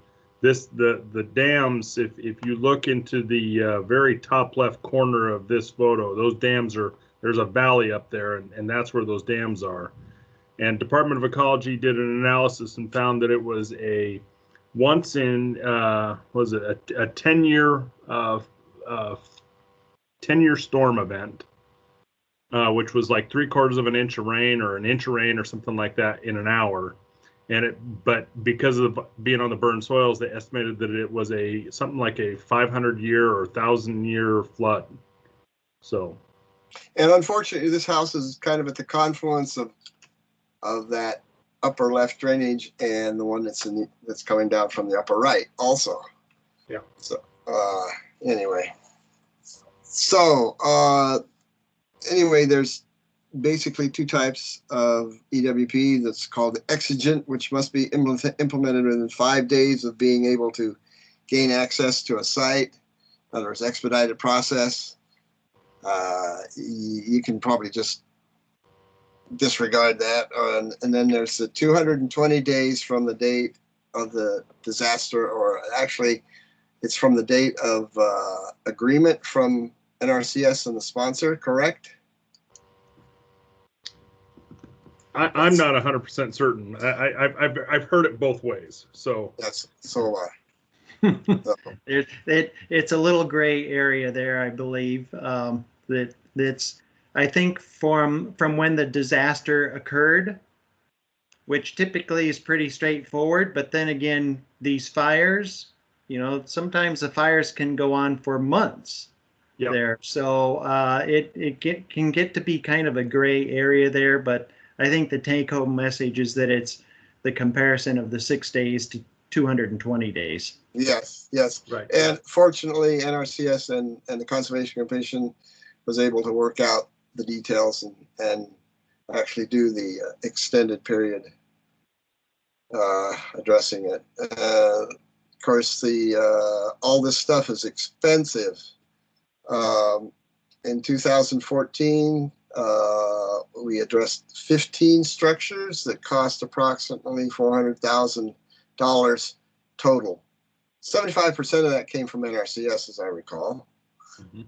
And the sponsor was required to secure in one form or from one source or another 25% of the 25% match. And the funding covers all expenses related to implementation of the EWP. So there was obviously a lot of prep work, as there is with any of these projects. Of course, you determine the entity responsible for protective structure design, and that was something we had to work out with NRCS and figure out who's going to design the structures for the ones that are at risk. As I recall, ultimately the Carleton NRCS came up with some designs for us. Then, of course, the local conservation district personnel usually accompanies the NRCS engineer on the site surveys after they've identified all these things on aerial photos, and as needed, provide the NRCS engineer with how to get to these sites, navigation assistance, that is, and of course interaction with the landowner. And you can put up the next photo if you'd like. Maybe. Come on. There it goes. Some of them are just indefensible structures. So, I mean, that's when you talk to the landowner, there isn't much you can say about it except sorry. And yeah, and this was a dramatic one. There were probably a few others that were determined to be indefensible. I can't recall per se, but this is a, pardon? Can I make a quick comment about that, Bob? Yeah. I was in charge of calling all the indefensible people on the NRCS list. And there were a few things I was able to tell them, which had to do with their own personal safety and their own personal stuff. So as Joe was saying, there's lots of things that landowners can do that are outside the realm of EWP. So I frequently told them to have an emergency kit in a bag by the door. Watch the weather very carefully, move their valuables off site. There were lots of things that people could do kind of in these indefensible positions, but they didn't have to do with things that EWP was going to help with. Right. So anyway, I in the process had to prepare a list of properties, parcels, ownership, and actually protecting a particular structure may require installing the barrier across adjacent properties. So you have to contact the adjacent landowners and explain what's going on and try to get their buy-in to all this. And one thing, of course, is the program will not pay for structures that must be placed on federally managed land. But you can go to the next slide, Craig, and it's a dike that was created, and I think you're seeing maybe a third of it. It was about 900 feet long, and it crossed 3 properties, as I recall, 3 or 4, as I recall. This is where you find out if people like their neighbors. Yes. And oftentimes they don't. We were fortunate here. They got along. Yeah. This ramp, of course, was built so that the person that wasn't really affected by the flood could still have access to their property over here. So anyway, So anyway, there's obviously a lot of landowner work. You have to find, oftentimes you've got a map and a site and it's at risk. So you got to find the landowner and contact them. And it's really not easy, especially in this age of non-listed cell phone numbers. Yeah.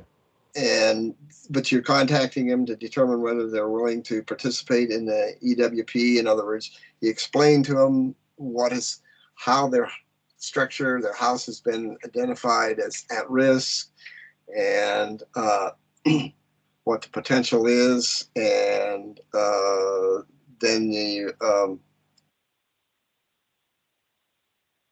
may have to visit them or contact them more than once, of course, and have them figure out if they really want to participate. Of course, if they don't, well, then that's their choice.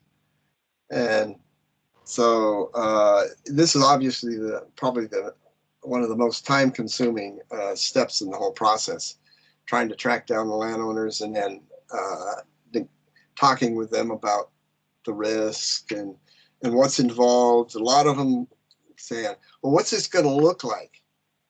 Well, and you give them some cross-sectional drawings and then some plans and have them walk the property with them and explain to them, it's something there it's going to have to remain there for a minimum of 3 years. That's their agreement. They have to keep it intact. They have to keep it intact for 3 years. You get through all that negotiating, and then you prepare the typical cost share agreement for their signatures. And like I said, on this one, that was quite a few signatures. And also warning that you will have landowners that will say, yes, I want to do it. And then 2 weeks later, no, I don't want to do it because I talked to my son in Florida and he just doesn't trust the government. And then 3 weeks later, they're back on because they talked to their daughter in California who's, freaking out about safety of mom and dad. And so they will go back and forth like a pendulum. Yep, that's right. And on this particular project, a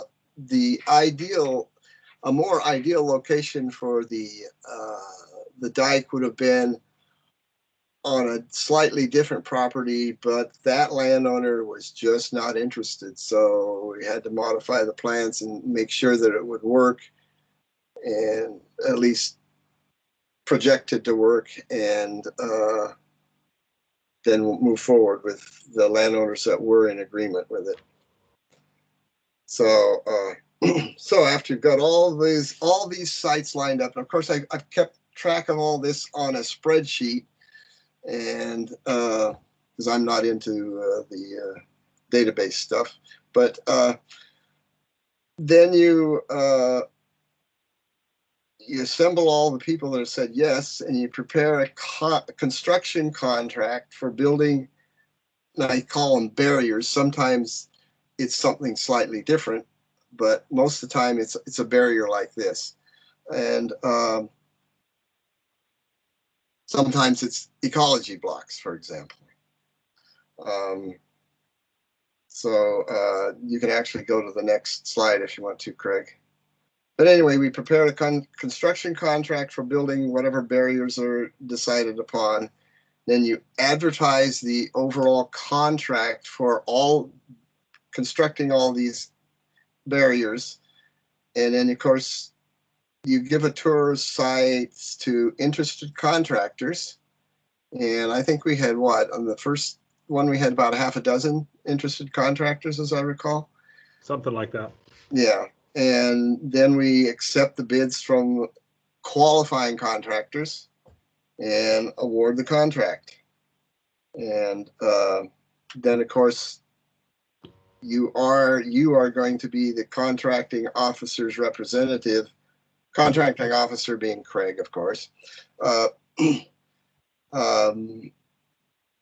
be the representative on the ground to make sure that the barriers are installed as per specs. And Yeah, so if you could go to the next slide, there are some interesting solutions you have to come up with. Had to build a dike around their well. Of course, the well was further, these tiles were further down. It had to add tiles to it, which was necessary cost. And by the way, this is the same site that you saw in the first photos that was being flooded. Exactly. And not all of the funding for the construction of this solution came from EWP, and that might be the case with some of your projects. And we had to work with Fish and Wildlife to actually reroute the channel of the stream, because it initially, you see these rocks in the right front foreground, right there at the edge of the channel. That's where it went, and it went to the left and came out pretty close to the person's house and over where this dike actually ends. And so we had to work on working with Fish and Wildlife and all that. And NRCS would not, I don't remember where we got the money for it, but NRCS would not pay for the bridge, as I recall, because it wasn't brand new. But our conservation district engineer, area engineer, found a great source for a great bridge, and it was brought in and installed, and it's working just fine. And we had to do a bridge because Fish and Wildlife wouldn't allow for a culvert. Exactly, because they could see problems down the road again, so. Bridge was the better solution, just more expensive. Yeah, exactly. Yep. And just for clarification, the EWP program cannot pay for bridges or culverts or roads. Yeah. Right. Exactly. Strictly the protection structures. Yeah. Okay. So,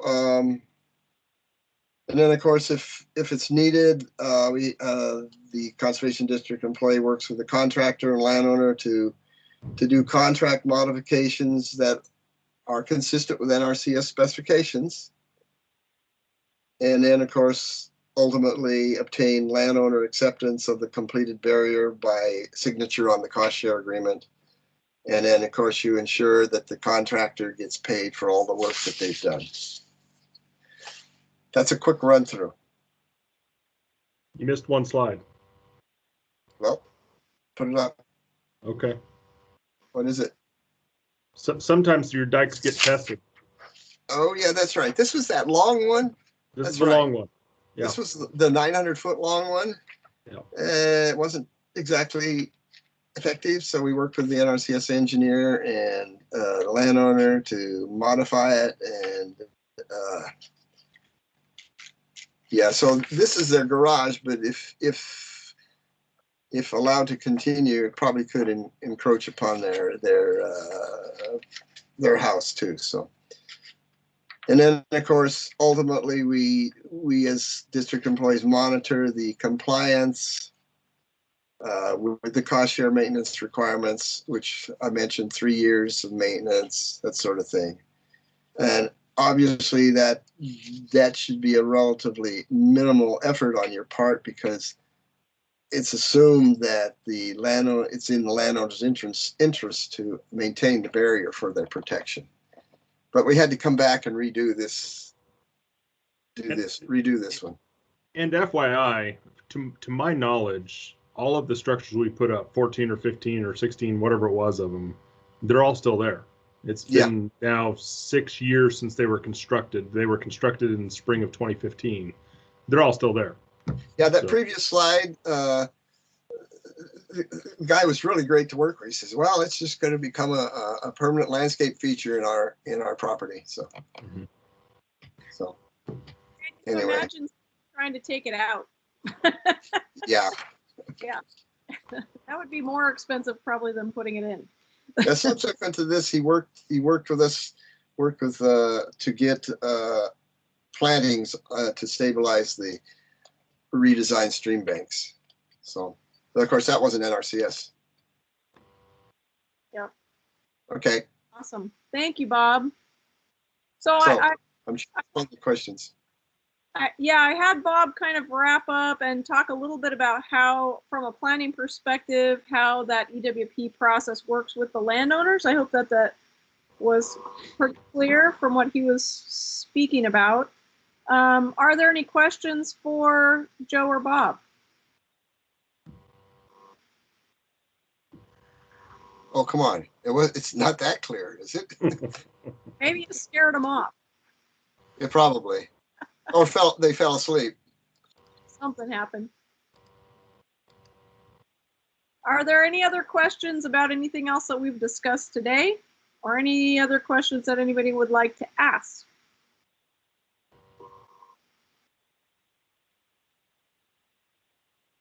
I'm not. It's been a long week. Yeah, I've got you all exhausted.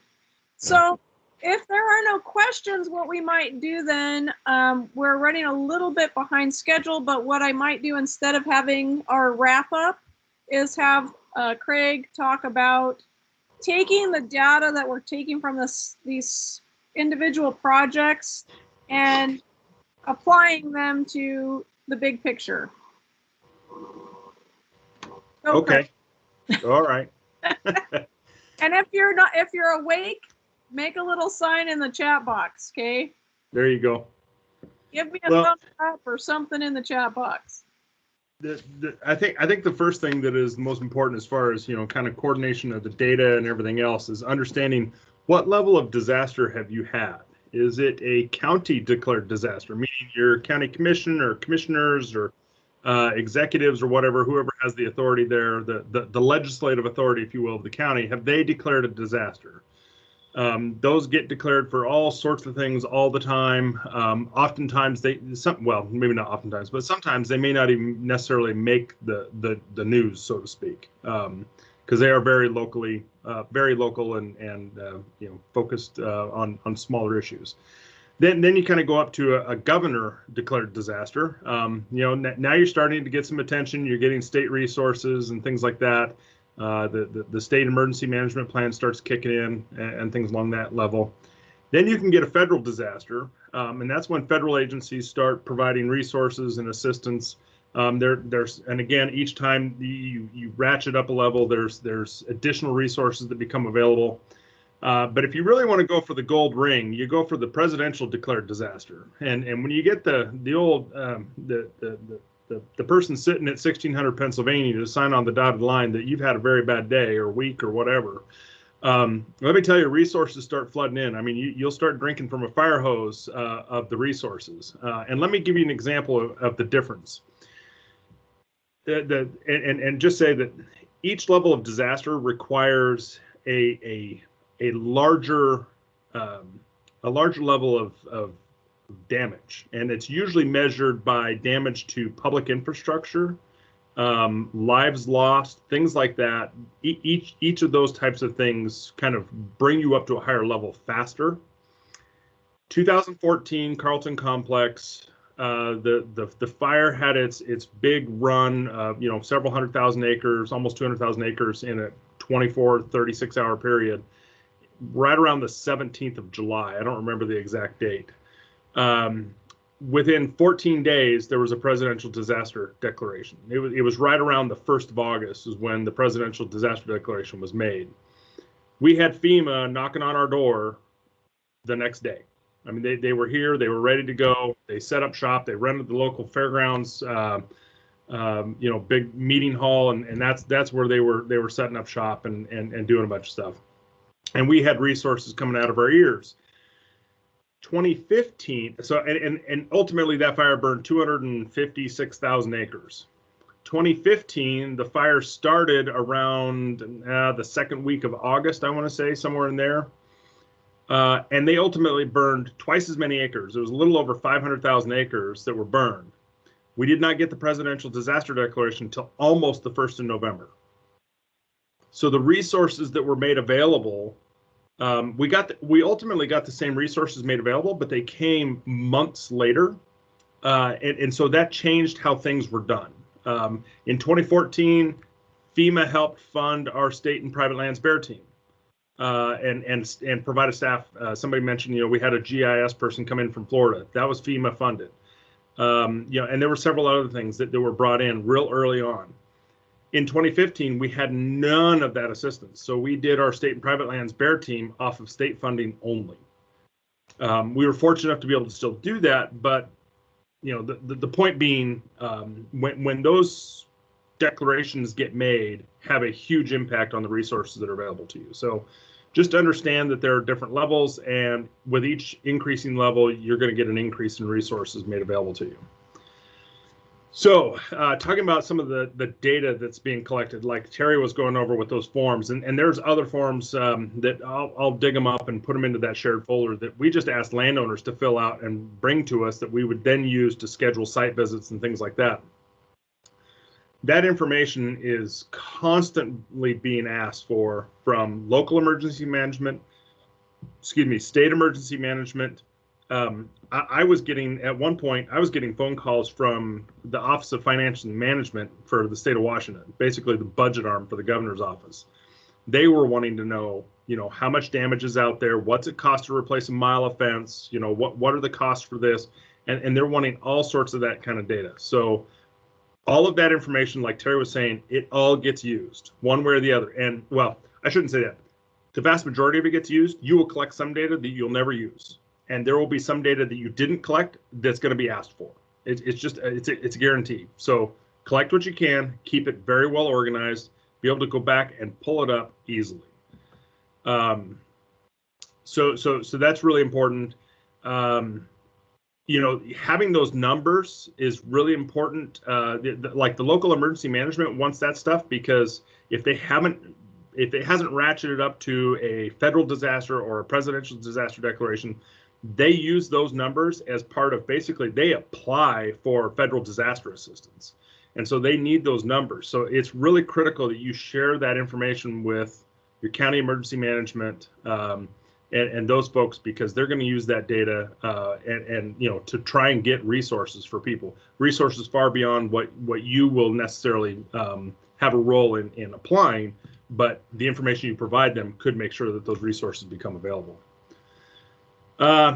So then, like the next thing is, just like, who are you working with? Who do you contact? As far as information, I can't stress it enough. Stay as local as you can as far as sharing data. I mean, if you get bumped up to providing data to higher levels, that's fine. But make sure that you're keeping the local folks informed.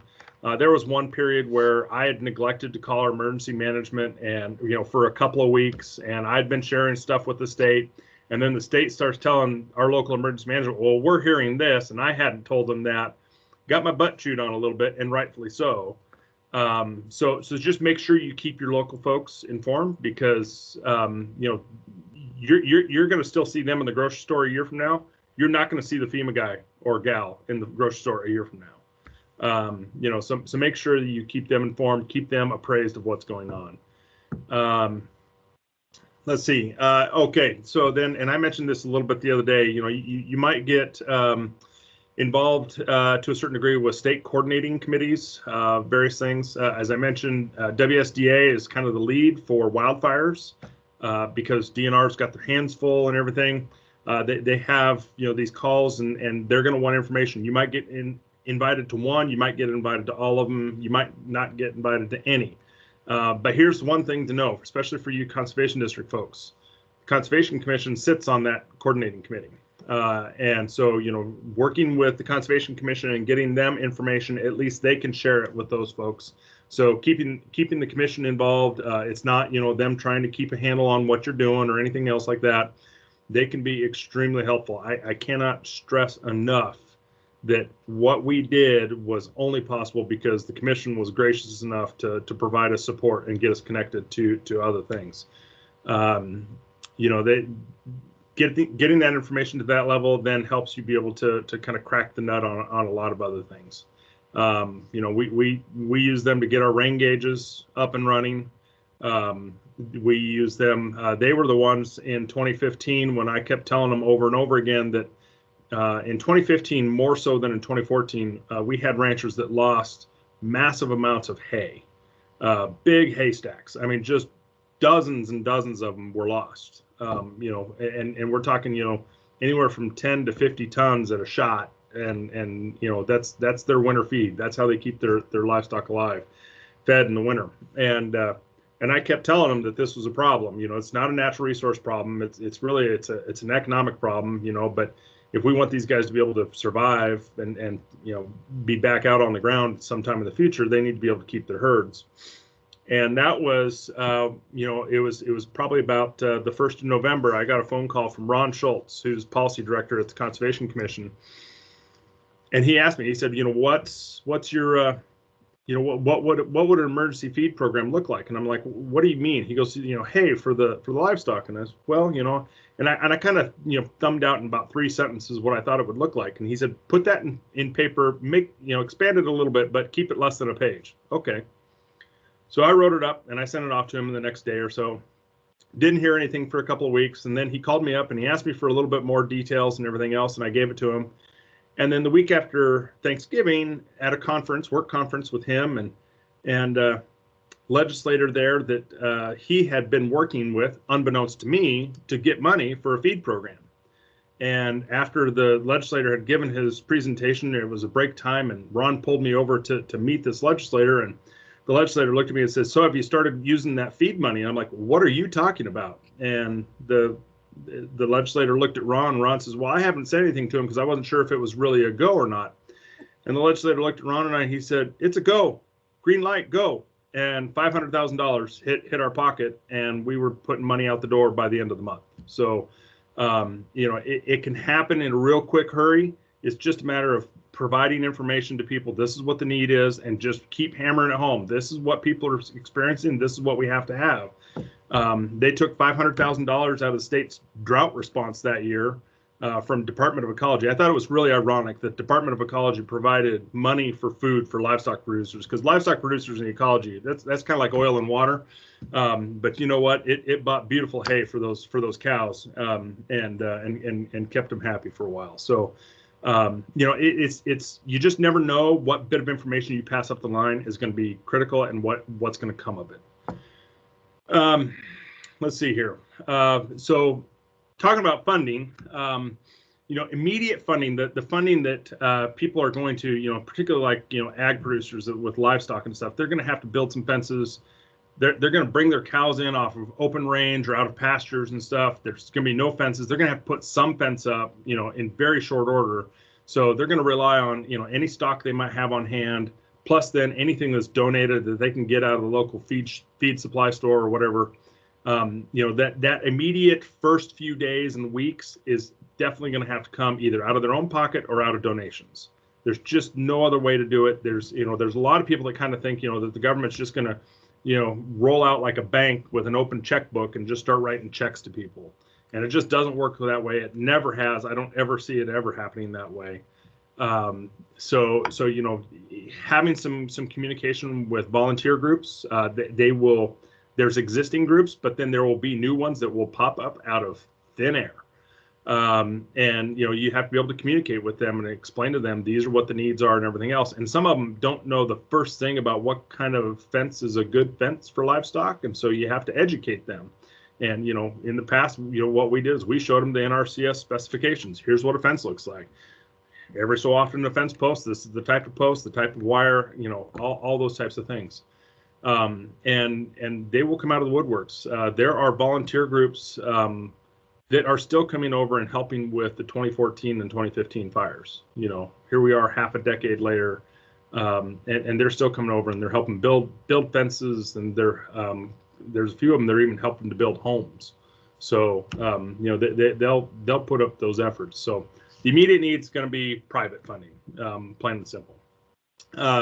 Federal assistance obviously takes time. They have programs. There are, and again, I mentioned this earlier, it's really important for anybody who's an ag producer to get a hold of the Farm Service Agency and get a statement of loss submitted. I think it's a 30-day window from the time that they realize they've had a loss. It's not from the day of the disaster. It's not from, okay, I know I lost a cow in this fire on on, you know, July 23rd. Okay, so they have till August 23rd to make that loss. They can always go in and amend it if they found out that they lost another animal on August 15th. Then they have 30 days from that time. They can keep going, but from that first loss, they have 30 days. They got to get that in. And when we go out, when we have these fires and other disasters, and we go to these groups and meetings, we hammer that point home constantly, time in and time out. And every year there's a half a dozen people that, well, I didn't know, I didn't get in, and your heart breaks for them, but there's only so much you can do. So you have to remember that too. You do everything you can. Tell people, pass this on to your neighbors, talk to your friends, talk to the people that are down the road, people that you pass going up the road, even if you don't know who they are. Make sure they know they've got to get their losses submitted. Even if they ultimately decide they don't want the assistance, if they want to have a chance at it, they've got to get that in right away. Other federal programs, they're out there. NRCS often will take emergency signups for EQIP and things like that. They're out there, but they take time. It takes special appropriations either by Congress or by the national office, and it will take months to roll out. For the 2014 and 2015 fires, for the Emergency Conservation Program, which is kind of the #1 program the FSA uses to help farmers replace fence, we had a contract to help them certify installed fences, and we were still doing that in 2019 for 2014 fires. So it was 5 years after the fire that the producers were finally getting the funding to put in their fence and get them certified. So it takes a long time, and the fence for that has to be in before they can get paid. So yeah, there's a lot of things that go on there. State of Washington has provided some funding over the last few years, here and there. It's really hit and miss. It depends on the severity of fires. Obviously, if it's one large massive fire in one area, there's a chance, but I would say it's low to moderate. If it's many fires through lots of areas, I think there's probably a little bit higher chance, because frankly, you have more legislative districts that are affected. And so they understand it. They've seen what the fire has done to their friends, their neighbors, their constituents. They're more likely to approve funding. It really depends. I've seen no rhyme or reason. I've seen years where we have as many acres burned one year as the previous year, and the second year doesn't get money, but the first year does. It's just, yeah, I can't tell you why. I guess it's who asked the nicest. But be prepared to ask for what you can reasonably put on the ground. Okay, so I'll give you an example of 2020. So we all know we had a lot of really bad fires in 2020. The community of Malden, God bless them, they're really suffering. That whole community, they lost 80% of their homes and structures in town. There was a lot of damage around town to agriculture and everything else. There was a couple of big fires. In Ferry County, there was at least one or maybe two. In Lincoln County, there was the big one we had in Okanagan that actually also sparked the one in Douglas County. There was fires in a lot of places, and state agencies were hesitant to ask for funding because we're dealing with this pandemic, and we don't know what the budget's going to look like, and this, that, and the other. And, you just never know when to ask and who to ask and everything else. So, a couple of months ago, I was talking to a particular state representative and said, hey, while you're over in Olympia, if you're digging in the couch cushions and you find some funding to help with fire recovery, it could definitely be helpful. We could really use it, because at that point we hadn't even got a federal disaster declaration. We'd been 6 months post fire, and we don't even have a federal disaster declaration. We have since gotten it for most of the fires. But anyways, so the legislator wanted to know, well, what's the damage? Well, based on the modeling that we've done here, a lot of districts had filled out a spreadsheet and sent it into the Conservation Commission saying there's this much damage. And I think the total on that sheet was sitting around $27 million worth of damage for all those fires. That's a big bill, big price tag. And I told the legislator, I said, some of this stuff's already been taken care of by donations. Some of it's been taken care of by the folks that, were affected. They paid for it out of their own pocket. and some of it will be taken care of by federal programs. So, you know, I mean, if we could get in the $3 to $5 million range, I know that that's an amount that these districts could get on the ground. Well, sitting right now in the House operations budget is $3 million for 2020 fire recovery. You just don't know. I mean, it was an ask that was at the last minute. There's no rhyme or reason why it should be in there other than the fact that somebody asked. And so, you know, and there's no guarantee it'll make it out. But the point was that make sure you ask, make sure that you have data to back it up. I sent the legislator that spreadsheet showing them this is what the damage is by county, by legislative district, you know, what the types of damages are and everything, and ask for an amount that was significantly less than what we showed, but it was also an amount that could be easily applied on the ground within a 2-year biennium. So we'll see. Time will tell.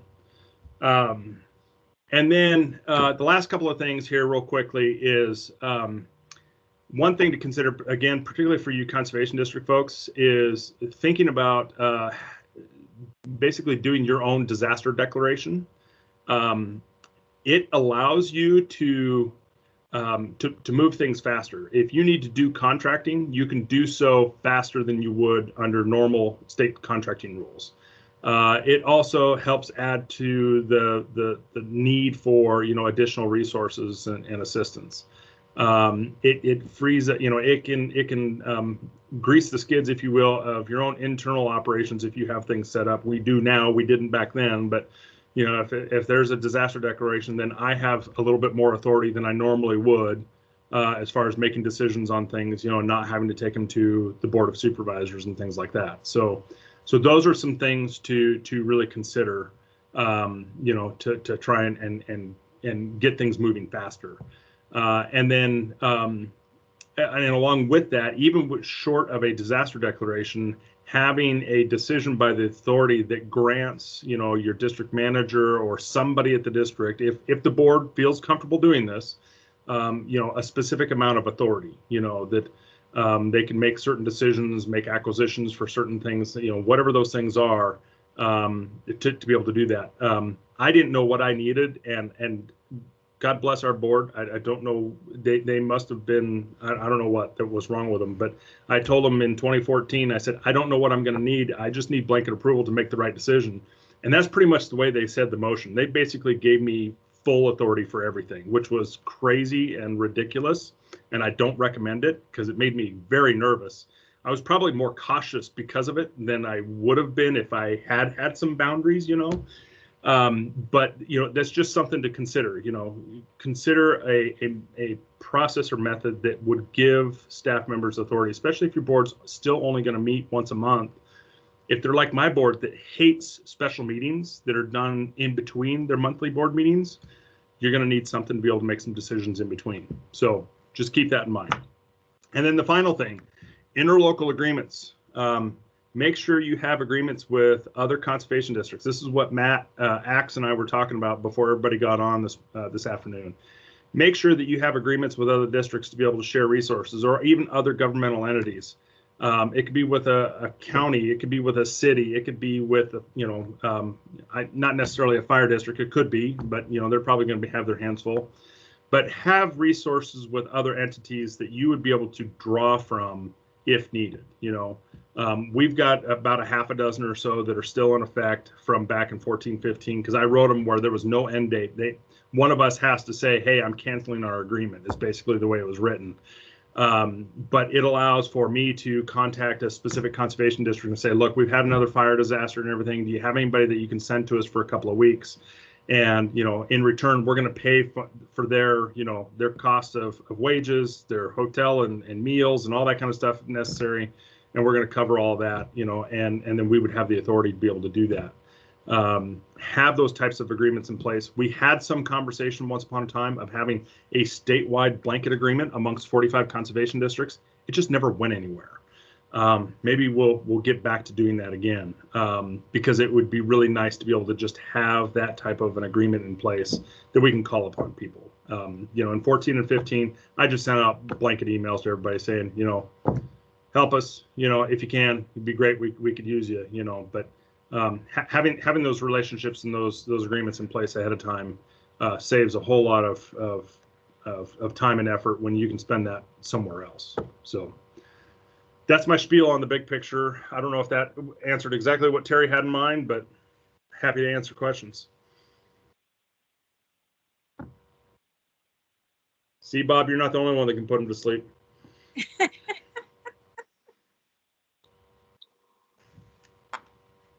Oh, come on, guys. You got to have some questions. We answered them all, maybe. We're so thorough. I think everybody's thinking maybe we can go a little early. That's fine, too. That's fine. I don't blame him. We're good with it. Matt's going home. I don't blame him. He is headed. He is like, yeah. He's driving. Maybe he's headed to the bar. I don't blame him. Oh, you can guarantee I'm going. It's beer 30 here, so I did GIS all day long, so it was it's quite monotonous. But on to what you were saying about our chat earlier this morning, Craig. It was really a good chat, and I hope we can get some meat behind it and really start developing those partnerships that'll help us all the way through. Right. Yeah. I see a request from Rachel about sharing the ILAs. Yes, I will put those in the training materials folder. I'll put a couple of different examples in there. And I think Mike's got his hand up, or somebody had their hand up. Mike's got his hand up. Go ahead, Mike. Yeah, it's not nothing too important, but I think Craig made a lot of really good points there. As we're collecting data from folks after a fire, trying to figure out what's needed so that we can provide that information. I think Craig made a really good point about looking at what's doable. I think it points back really well to the process that we've talked about today about intake forms with landowners, going out and doing site visits to see what's really lost on the ground, talking to those landowners about what they can or can't do, what they can or can't do, and being able to get a feel for what folks really have the capacity to be able to do out there.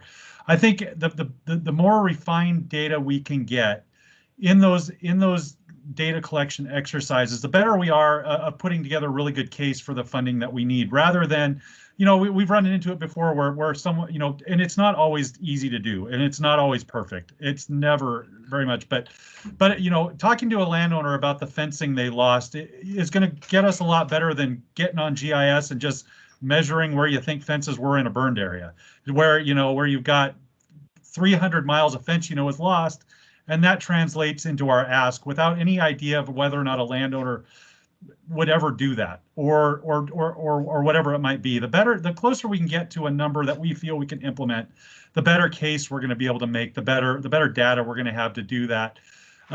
Because there's nothing, I always get a little nervous each year when we have things like $20 million requests, when in reality we may only be able to get 2 million on the ground through willing landowners or people that have the capacity. Because a lot of times, like Craig said, there's going to be a landowner investment into it, whether it's funding or time or labor or whatever it's going to be. And there's also district capacity, the capacity of the agency to deliver that as well, cash flow, things like that are all going to play into it. So all that to say, I really do appreciate that point about, be thinking about that. And the other thing I think speaks up is that, a lot of times when we go in to do things like supplemental budget requests and such, the fires are still burning a lot of the times when those things are due to the governor. So we may not have that good data to go in for something like that. But like Craig showed, based on a conversation he had with a legislator just a few weeks ago, we were able to take data we were collecting back in the fall and do that. So a couple of things is don't ever hesitate to continue to refine your data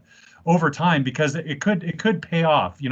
Where you thought you had $6 million worth of projects, well, 3 months later, you may have that down to where we really have $1 million worth of projects we know could get done if the funding was there. Don't ever hesitate to refine that over time, because you never know when that opportunity is going to come to inject that into a conversation somewhere. So I don't know if that makes sense, but that's just a thought as you're going out. So I think these things like these tools that were presented today, the forms, that kind of stuff can really help to get us not only help us talk to the landowner, but help us to talk to decision makers as well. So that's all I have to say there.